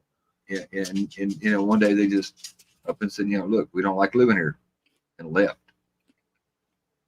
And what would we know today if the priests had not ordered the Spanish conquistadors to burn all of the libraries of the Aztecs? Amen. Yeah, that's what I'm saying. They said, not only do we want to conquer them physically, but we will conquer them spiritually. Everybody needs to be a Catholic. We will wipe out any history of them ever existing. Yep. And they meant it. And now they're uncovering whole cities through South and Central America. Yeah. Because there was one explorer, I can't remember his name. I'm not as good as you are, Scotty. I can't remember the names off the top of my head. But he was like here 300 years. Yeah, and okay, I'll take my hint. Here's shameless plug. If you do not have your copy yet of that's not what I meant. ScottyRoberts.com or what is it? Scotty. Oh, I'm not pushing that right now, but you can get that in an audiobook as well. Yeah, that's it. No, that's the reason I keep it here, because I figure if I'm not good for anything else, Scotty, I'm good for a cheap laugh and a shameless plug. There you go. That's what I was just saying about you recently. Yeah. It's always good for a cheap laugh and a shameless plug. And, I was watching a thing with Johnny Carson and Steve Martin the other day. Them guys could play off each other well. Oh yeah. This man, and you know what I'm saying? And they could push each other's agenda without ever hardly saying a word between them. And it was just amazing. Steve said, I'm so old I remember the whipped cream fight on Carson.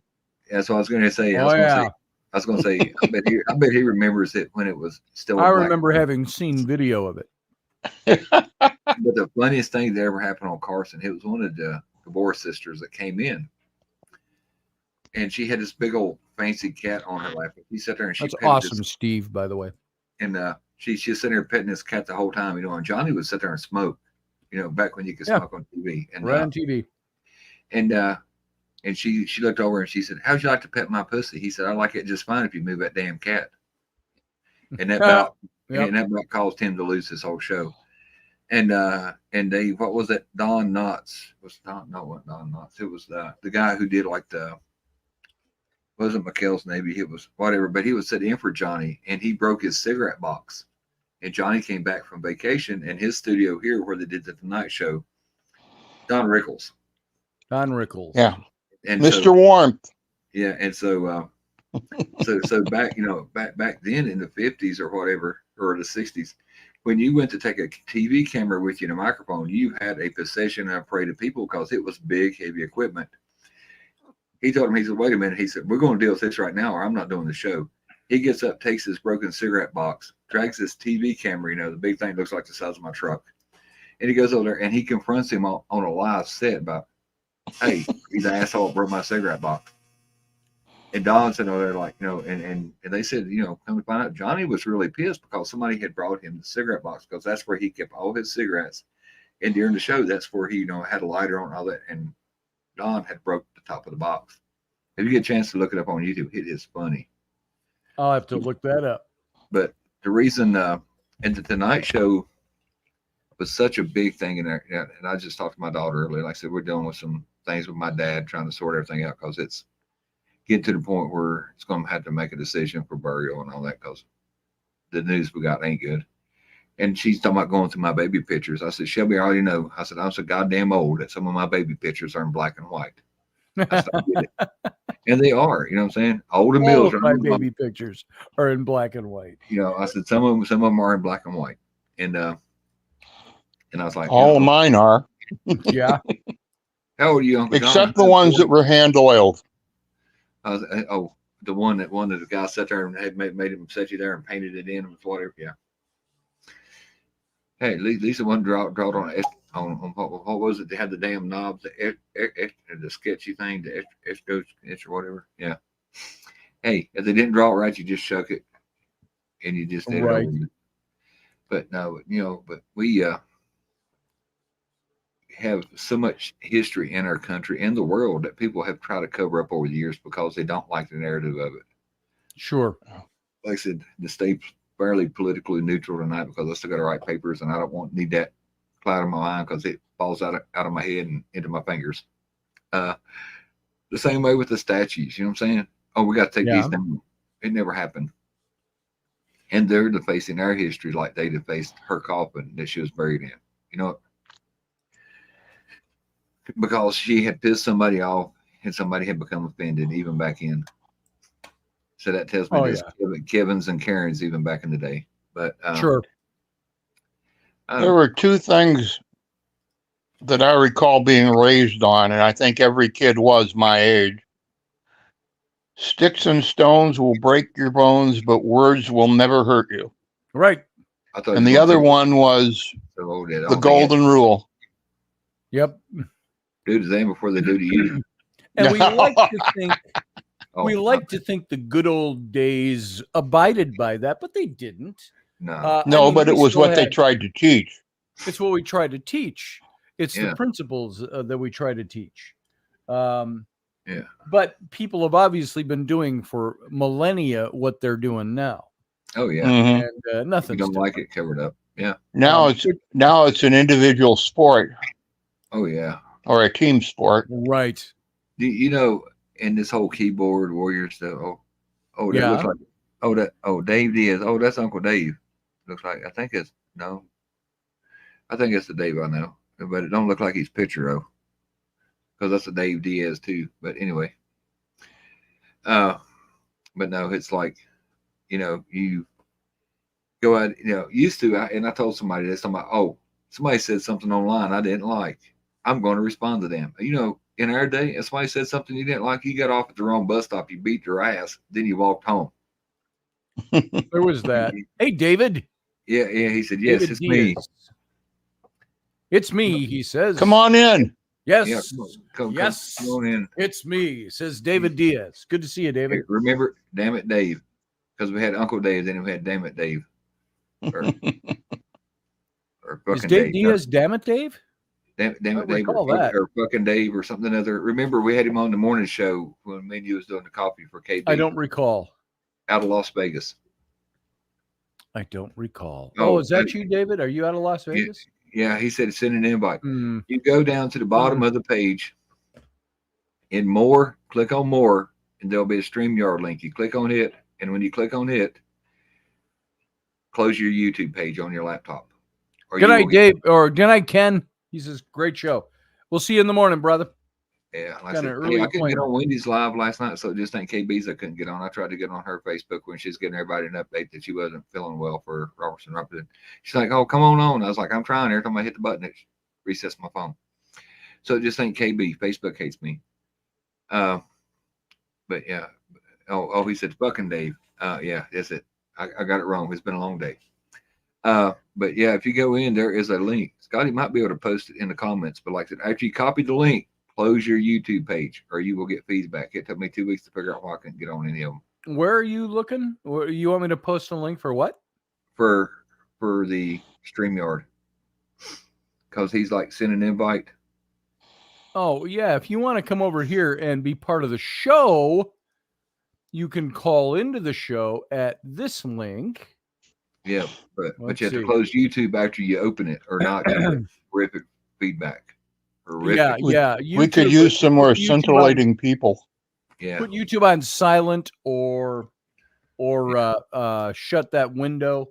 Yeah. Otherwise, you'll get feedback coming into the show. Remember, it took me like 3 weeks to figure out why I kept hearing you like in my ear and on my laptop. And I'm like, what the hell? And I couldn't. I took my whole network down because that's what I do. I was like, yeah, I will find the issue. And at the end of the day, it was the same thing it always is. Yes. End user error. Yeah.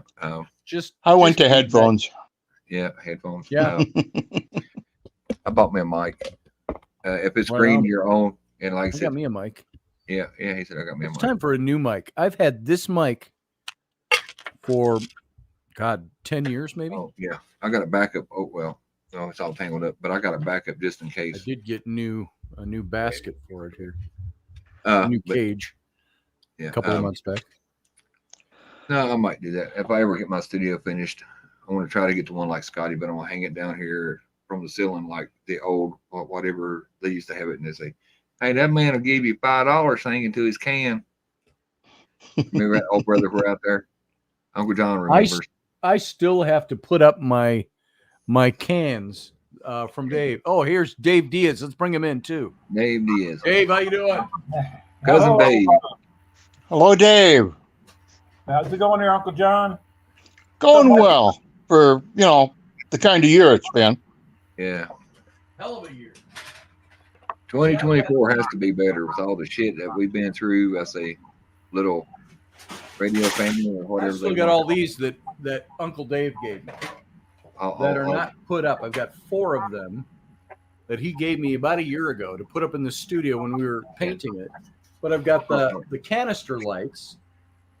So these have got a hinge up on the rafters up above me. You got And the then 12? they've all got the God, what do they call these? That kind of window. where they shutter. That goes Barn doors. Barn doors. Yeah. So I've got all the barn doors that go with them. I've just got to mount them. And I got to mount them and put them up. Dave was going to do that for me. So now I got to do it. Let's talk about I can hear the requests coming now.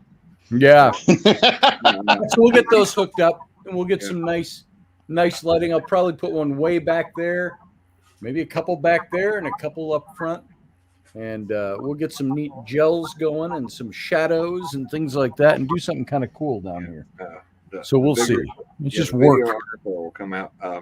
I was talking about the canned microphone. You remember they used to have the microphones that hung down and it had like the round disc in the middle of it. They always had the spit filter. Mhm.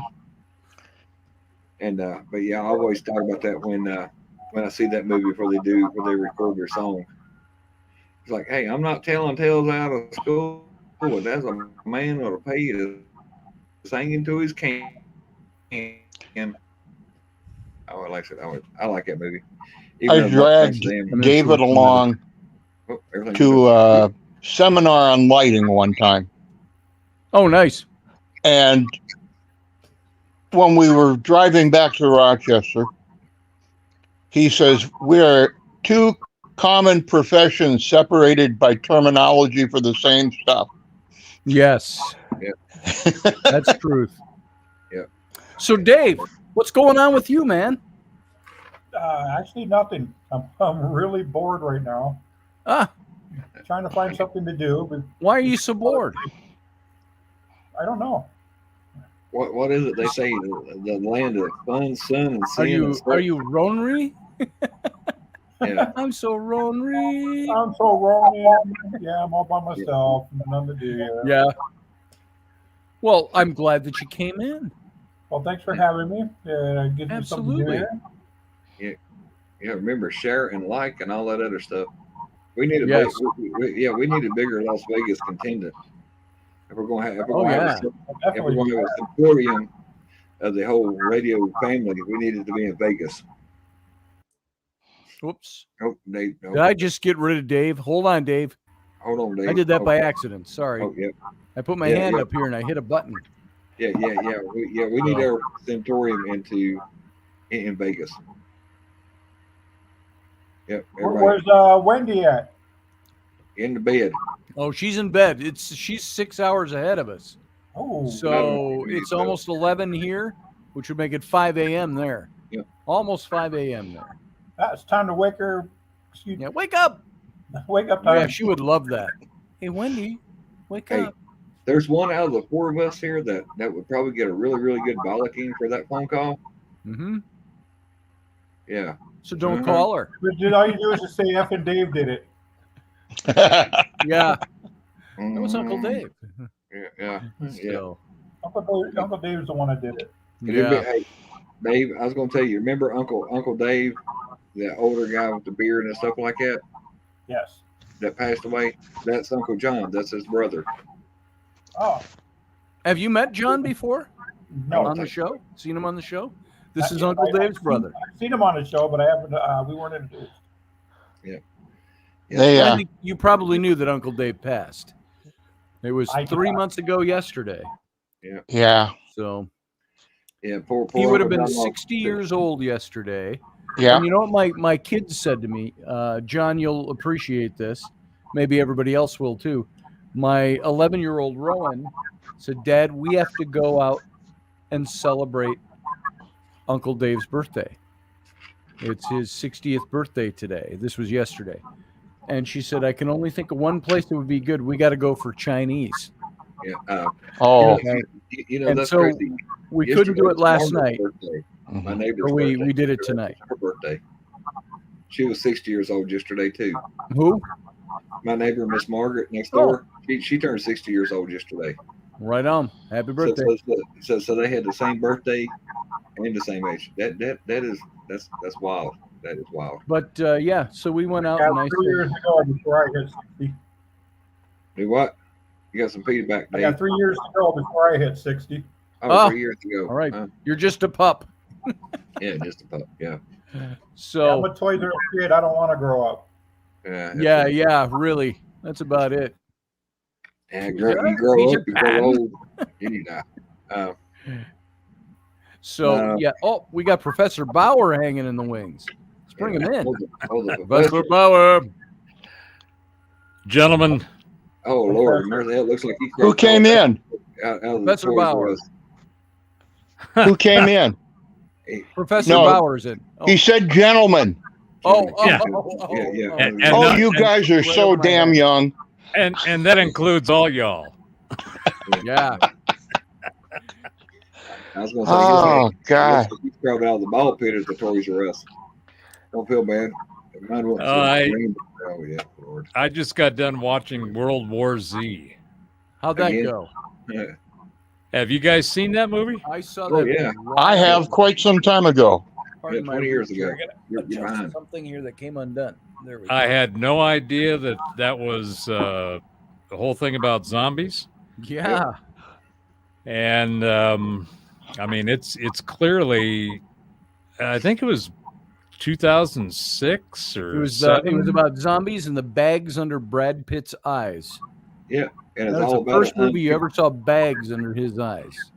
and it's all about an uncurable virus, if that makes any sense. And the zombies were fast in Yeah. that movie.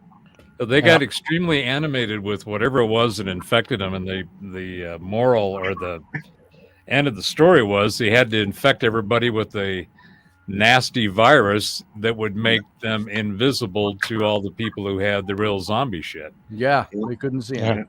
And So I that's a thought, failure. I've seen a number of flicks lately that seem to have some kind of relevance to what we seem to be going through now. And it's quite interesting to see and it's kind of like watching South Park, right? Are you talking current events is like watching South Park? Well, yeah. Well, it's like looking at South Park and all of the, prophetic things they did in their little cartoon series, and then you go watch a movie that expands on whatever it was that they went after. And I'm thinking, right. I think there's a little bit more to this predictive programming going on than we may realize. Hey, look, Professor. The Simpsons has predicted Donald Trump president and all this other stuff. The Simpsons have a hell of a track record on predicting future events. Yeah, they do. It is scary how close they have come to like naming even the thing that we can't say on YouTube that was sent over. Well, YouTube has stopped banning two things that was grounds for not only being banned but being demonetized, deplatformed, and all that. And one is the 2020 election, and the other is the virus origins over out of the lab. I mean, 3 years ago, talk about both of those things on YouTube? You're free to talk about that shit now. Nice. On YouTube. Nice. And it's kind of interesting because it seems as though that the only time that the content that gets banned or, steps out of bounds of the narrative is what is going on at the time. Yeah. But now, after time passes, it's like, well, we can let them talk about that now because we're not trying to control that particular part of the narrative. We're not controlling the narrative now. Professor. Yes, sir. One of the most interesting things in World War Z was how Israel set their defense policy. Yeah. Built that big old wall. Well, not just that, but do you remember the part where he's explaining that they almost got wiped out because one person was saying, we're going to be attacked. And everybody else said, no, they're not going to attack us. And they just about pushed them back into the ocean. We were young when that happened. Mm-hmm. And so their defense policy was now set. Like everybody said, this is going to happen. And one guy goes, no, this is going to happen. They do what the minority report is, rather than what everybody thought made sense. Mm-hmm. And so they were ready to fight zombies because one guy said, no, it's going to be zombies this time. And instead of putting him in an asylum, they revamped and built a wall around the country. And speaking of the walls, Texas just enacted their National Guard because the governor there said that they're being invaded. Mm-hmm. And if they thought the Constantine War was bad, what are they going to say about the National Guard manning the border? Well, I think it was New York was also calling out the National Guard as well. I mean, it's interesting how when you see the narrative, which is the narrative and that's in the paradigm, right? Mm-hmm. I got that. When you see the initial pushback or the initial creation of the narrative is, there's nothing wrong with the border. And then everybody else says, well, actually, there is a whole bunch of problems with the border. Well, no, you're just, right-wing conspiracy theory nuts and lunatics and all of that. And then as time goes on, it turns out to be exactly what the people were saying it was going to be, or it was even at the time. And it just gets orders of magnitude more visibly a problem. And I think that, so I'll throw this little nugget in because I've been thinking about it. Artificial intelligence. Okay. Artificial intelligence right now is taking out all the oxygen out of the air. And it's primarily being driven by this OpenAI or the Chat GPT that everybody's using. Okay. What people don't realize is that the problem with the current AI is that it is written and developed and designed by people with an ideological bent. Mm-hmm. And there's all kinds of examples. The simplest one is You can go to Chat GPT. I think 5 just got released, and you can say, write me something about Biden's accomplishments, and it'll spit out, a whole bunch of hooey.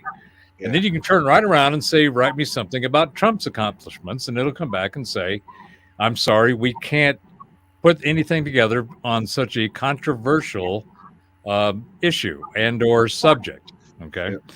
Well, that's clearly from an ideological bent that's put into what's known as the That's prompt. controlling the Right. narrative. So there's two things in AI. There's the prompt scripting language and there's the large language models, which back in the 90s when I was doing my tech career used to be called business intelligence and big data. So this is like the new version. It's the upgrade of that. And even search, Alexa and Siri, all of this AI stuff is all of these expert systems and these assisted intelligence on steroids. Okay. So I woke up at about 4 a.m. on Sunday in the middle of a download. And I was thinking about, because I'm in the middle of this blockchain AI stuff, working on my own projects. And I thought, what's going on with AI right now that is really not only the issue, but is potentially, where is there a cure for it? So if all of the AI out there is basically written with a progressive neo-lib ideology intent and perspective, where is there the equivalent for people who have a conservative or a traditionalist viewpoint? Because there is a boatload of data in the large language models, which is nothing more than a bunch of databases scattered across the internet. Mm-hmm. There's a whole bunch of that content out there, but where's the AI, the prompt scripting that's using that language or using the data? And all that is words. People don't realize that AI is nothing more than a pattern recognition system. Okay. It looks at the words and it says, okay, what are the words around those words in these databases? Okay, let me concoct something based on the patterns that I see. So then I thought, one of the biggest challenges for people who are not in the neo-lib progressive ideology bubble and echo chamber is that there isn't anything on the conservative side. And I started thinking, conservatives really aren't tech savvy. They're not the guys and the people that go out there and start playing with tech. It's Right. all these libs in the high tech world. And I thought, what if somebody wrote an AI to go over conservative and traditional databases? Because there's a boatload of content out there. To start teaching themselves? And well, no, I mean, to me, it's a way to combat or at least to level the field.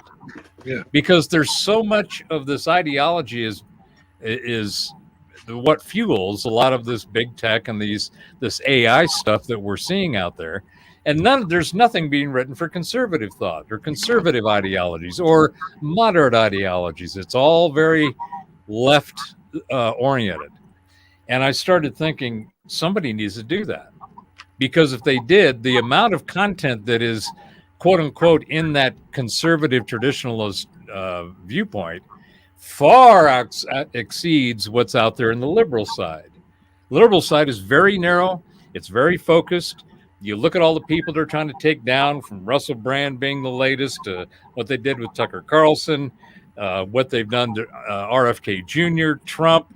I mean, there is a litany of voices that have been purposely silenced because they don't comport to the ideology that's being used by the technoids on the left. Mm-hmm.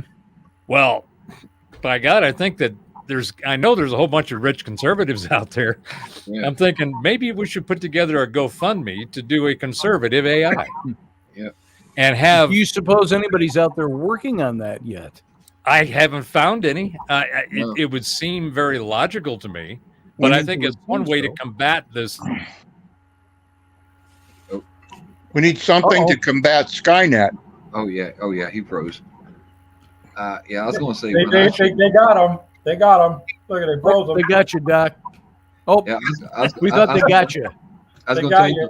They stopped you from talking. Yeah, I knew they were watching and listening, but I mean, at some point, somebody is going to do this. Yeah, and I think that what it's going to reveal is that the ideologies are where the problem is. Yeah, it's common sense. I think what we need is an ideas party, or a logic party, or a common sense party. Well, I've always said if I was going to form a political party, I would call it the Common Sense Party. Yeah. I have said that. Now, I'm not the guy to lead it because I'm a dipshit. But I think that there are people who could lead it that are smarter than I am, but they'd have to go with my name, the Common Sense Party. But you know, Professor, hey, I'm not good at writing, but I have racked and stacked and pulled more miles of cable than anybody that I know around here. But and they always said, Michael, you'll get a pair of smart hands. I was like, well, that's about as good as it gets. No, Michael would be our black ops guy. Oh yeah. Well, I graduated 6th grade, so I'm good. All right. But you graduated? I just left. Yeah. Adios. I would Jethro Bodine. Yeah. Hey, that's how I feel. That's like I was telling y'all the other day. Every time I go to puppy school on Sunday, there's this damn golden doodle or whatever. It makes me and that dog look like we're running backwards. That they just look at that dog even before they said to tell it to sit or stay or whatever. It's just like, and here me and Poseidon over there going, really? We got to follow that shit. Why can't we go first? You know. But well, no, I got one out there. Have you guys heard about October 4th? What's going to happen? Yeah, the emergency broadcast system. Oh. Yes, exactly. But they're going to let it go for what, 30 minutes? Wow. Yeah, apparently they're supposed to tap everybody's phone. Everybody's supposed to get a message that to show that you've connected to it. Even if you shut your phone off, they'll turn it back on. Yeah, it's supposed to be at 2 p.m. Eastern, I think. Oh Lord. I think that's the time that they've set. But last week we were talking about the future and the world-changing events that the remote viewers and the astrologers and the numerologists and tarot readers and so forth are seeing. And one thing I didn't mention was that there was a lot of chatter about 9/23, which was last Saturday. Yeah. And numerologically in particular, that date, the 9/23/329, 293/239, there was a lot of chatter about that, and nothing seemed to happen, at least that we were able to see in the public sphere. But it seems as like, I don't know about you guys, but there seems to be some shit afoot. There's a bunch of fuckery going on in the background. Mm-hmm. And I agree with you. And it seems as though maybe with enough awareness that by people like us having this conversation, for example, that getting that information out that there is something afoot could potentially skew the plan. Because if people are paying attention and looking for something to happen, then they might get caught while they're trying to pull it off. That's a Sun Tzu Art of War tactic as well. Yes. To do a distraction while you're actually doing something else. But at first I thought it was financial. But I got to tell you, the more I'm watching this political landscape, it has got to be. It's one of the most insane circus shit shows that I've seen in my 66 years. And I'm looking at it going, I think what's really going to happen is it's going to have something to do with Biden. The guy is decomposing in front of us. And then you've got Trudeau up there in Canada who's doing some of the most insane shit. And he's got India pissed off at him. And then he has a Nazi up there that they're all cheering last week. That was the best thing in the whole world to see. He's going like, do you have any idea what that means? They don't. And and people forget India is a nuclear nation. India, that's right. They have the bomb. And it might not be a warhead that drops on American soil, but they're a part of NORAD, the North American Treaty or whatever it is. And and if he pisses them off enough and they feel that offended that they have to make a first strike, then all the rest of it comes in with it. The only saving grace they might have is that there is an idiot controlling the football. The problem I see with something like that going on is I think that the United States, the higher government, all them other people, they're surrendering the United States. They open up the borders. They're allowing all these, to say, other people to come in. You ever see the movie Red Dawn 2012 version? Yeah. Where Not the 2012 version.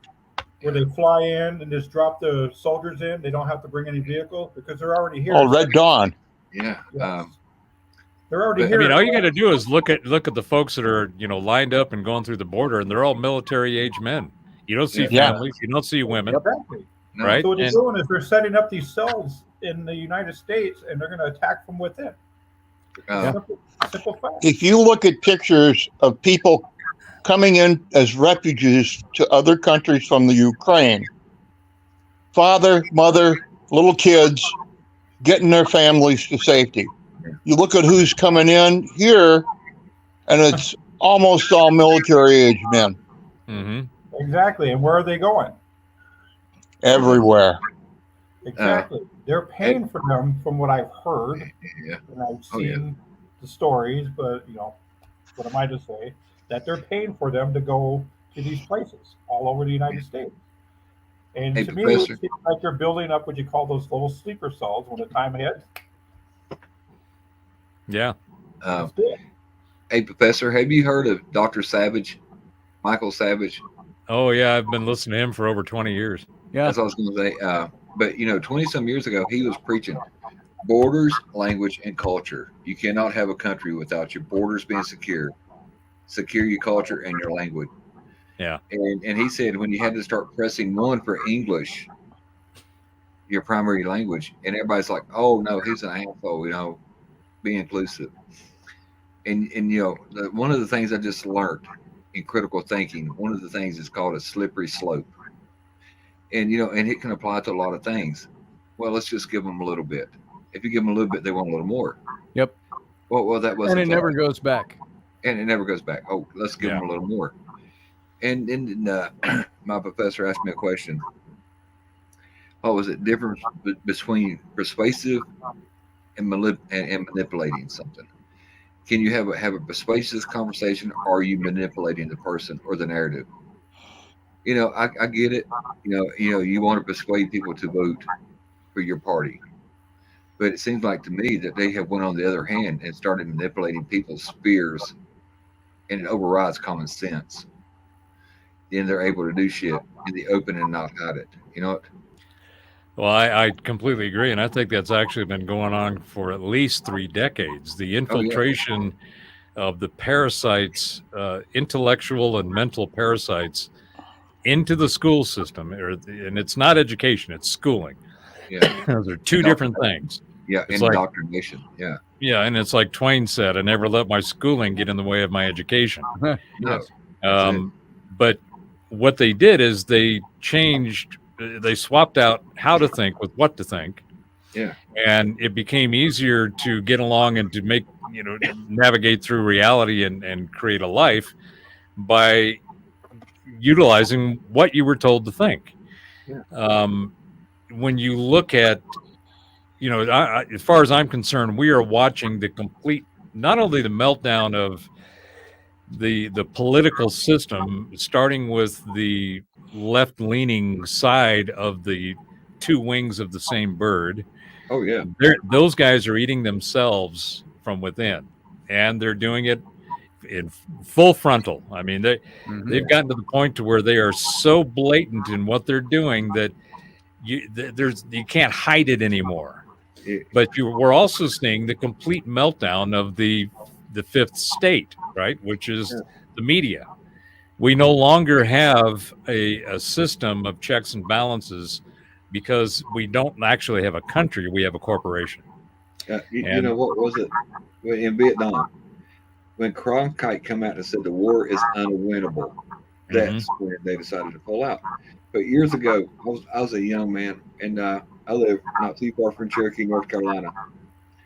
And I figured out my grandmother on my mom's side had some Native American there, whatever. She said, Michael, we're Indian. I'm like, okay. So I got hammered drunk and went down to buy me a pair of moccasins. I later found out that the guy that took the picture was wearing Reeboks, and I was paying him $10 for a picture. But anyway, but I asked him, I said, you know, I about died. You know what I'm saying? And I asked him, I said, you know, me being Native American, the whitest thing that they had ever seen on the reservation, I wanted to know how my people were supposed to vote. And he told me years ago, and you know, I hear that two wings of the same bird. And this guy, you know, he might have been out there peddling his pictures. His whole sign said the world's most photographed Indian chief. I'm like, okay. So I went over and asked him. I figured if he's a chief, he might be able to give me some knowledge on what my political stance should be. And I asked him, I said, it's two wings. And I asked him, I said, how we vote? He said, it's two wings of the same bird. And, you know, and I have carried it with me for a long time. And I asked him, I said, you know, I asked you for an opinion. I didn't ask for a damn riddle, dude. You know, I bought your picture. And he said, Michael, you know, how well does a one-winged bird fly? And I thought, well, probably flying a fucking circle. You know, I'm a good old boy. I grew up on the farm. I've seen some things with broken wings. And he said, you know, he said it takes one for the other one. He said, let me break it down to you. He said, it's good cop, bad cop. If they want you to go right, they push a hard left, they bring you back right. Or if they want you to go whatever, you know, and they play that mind fuckery game with you. Yeah. Well, let's go so far this way that these people will pull us back here. Or let's go so far this, you know, and he said it's a tug of war with your mind all the time. But they actually made it legal under one of the presidents that they at the CIA could run ops in the United States. And when the CIA was first brought together, it was forbidden for them to do any ops on American soil. Or that was the FBI's responsibility. Yeah, the FBI. Yeah. Anything with three letters, I'm like, no, I don't even like alphabet soup. All right. But no, it's but that came out of what was it, the SAS and the before the CIA was it OSI. OSI, yeah. Mm-hmm. Like I said, I don't know if you know Scotty you're older than me, and I can't remember shit. Y'all's mind's good. Like I said, it's been a day, but yeah, and it's all right. And they learned from the British during the OSS. Mm-hmm. Do whatever you want to do, just don't blame it on us. Well, a lot of people don't realize that, you know, at the end of World War II, when we did Operation Paperclip. Oh, that's what I was going to. Yeah. Okay. When we brought over all those Nazi engineers and scientists, we also brought over the intelligence. And Galen was in charge of the SS. I think it was the SS over in Germany. And Galen is the one who formed our CIA.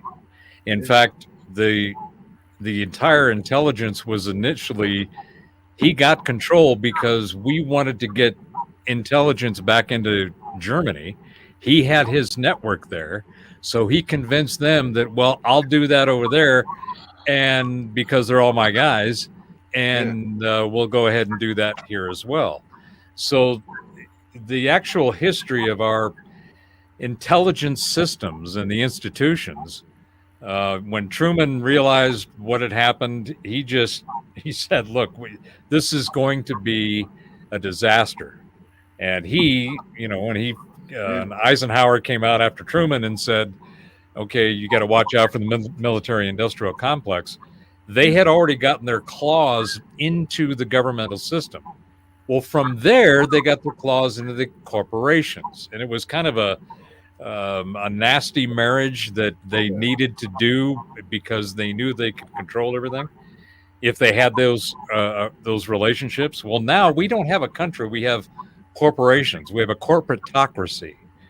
The corporations are the ones that own the politicians, that own the government, that control the government. And those corporations are the ones who are also controlling somewhat because there's some autonomy in the intelligence agencies. But if you watch the intelligence agencies, the heads and the key people, when they exit the intelligence, they go work at the corporations. Oh, yeah. And you go, well, okay, so there's a symbiosis and a bunch of basic fornication that's going on between the corporations and the government. So we've now got a broken government. We've got a broken media. We've got broken schooling. We've got broken science and academic institutions. We've got broken entertainment. I mean, you look at it and when you were talking about, how they were creating the narrative and how they were directing the minds and controlling people. Well, they infiltrated all these basic pillars of our fabric and society, and they've been running it, and they've run it into the ground. It's now to the point where it's not only cannot function any further, but it's blatantly obvious that it's falling apart, that it's eating itself from within and it's falling apart from without. And you would think that would be the catalyst to repair it, fix it, and make it better. That should be the catalyst. Right. But you don't have enough people that are recognizing that that's the case. Or if they do recognize it, they will admit that that's the case. And this is the willful misinformation of the public. And I hate to say it, guys, but that's almost got to wrap us up tonight. This is Professor Bauer. You're scoring. You're batting 100 for coming in the last few minutes of every show and introducing a topic we could spend the next 2 hours on. I was going to tell him to send me a friend request. He didn't send me because me and him needs to write that chat thing for conservative. Yeah, you're on Facebook as Dr. Michael Brewer. No, just Michael Lee. I'm just Michael. Michael Lee. Okay, I'll dig you up. Yeah, because Michael, the other Michael's my son. You can find me as Dr. Sex Kitten. You can find me as Robert Bauer on there. I'm also, you can go to robertbauer.com, and that's where you can find me and all my shit anyway. But yeah, I'll dig you up. That's I think somebody's got to put this together as an alternative at a minimum, and as a balancing component to the narrative that's going on out there. If everybody's going to go putting their time, effort, and resources into AI, conservatives, I mean, we're still the only ones, or people that consider themselves in the conservative kind of ideology, the only ones with any humor that can tell a joke and mean it as a joke, and everybody else can laugh at it. AI doesn't do jokes real well. AI also doesn't do math real well, but AI will take all the content that you've put out there and it'll put together a nice crafty piece of literature for you. And I think that needs to be out there as a balance to the bullshit that we're getting out of the wrong side of the bird. I'll be the first. Before we leave, right up. Before we leave, I want to try one little bit of humor with you all. I'm going to teach you. May have heard this. I'm going to teach you how to speak with a Scottish accent with 4 American words. Oh, shit. Okay, you believe I can do that? Here we go. Say these words after me. Whale. Whale. Oil.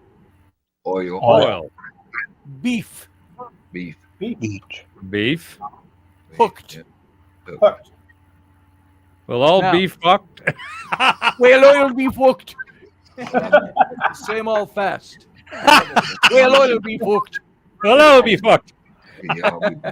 Now you can all speak with a Scottish accent.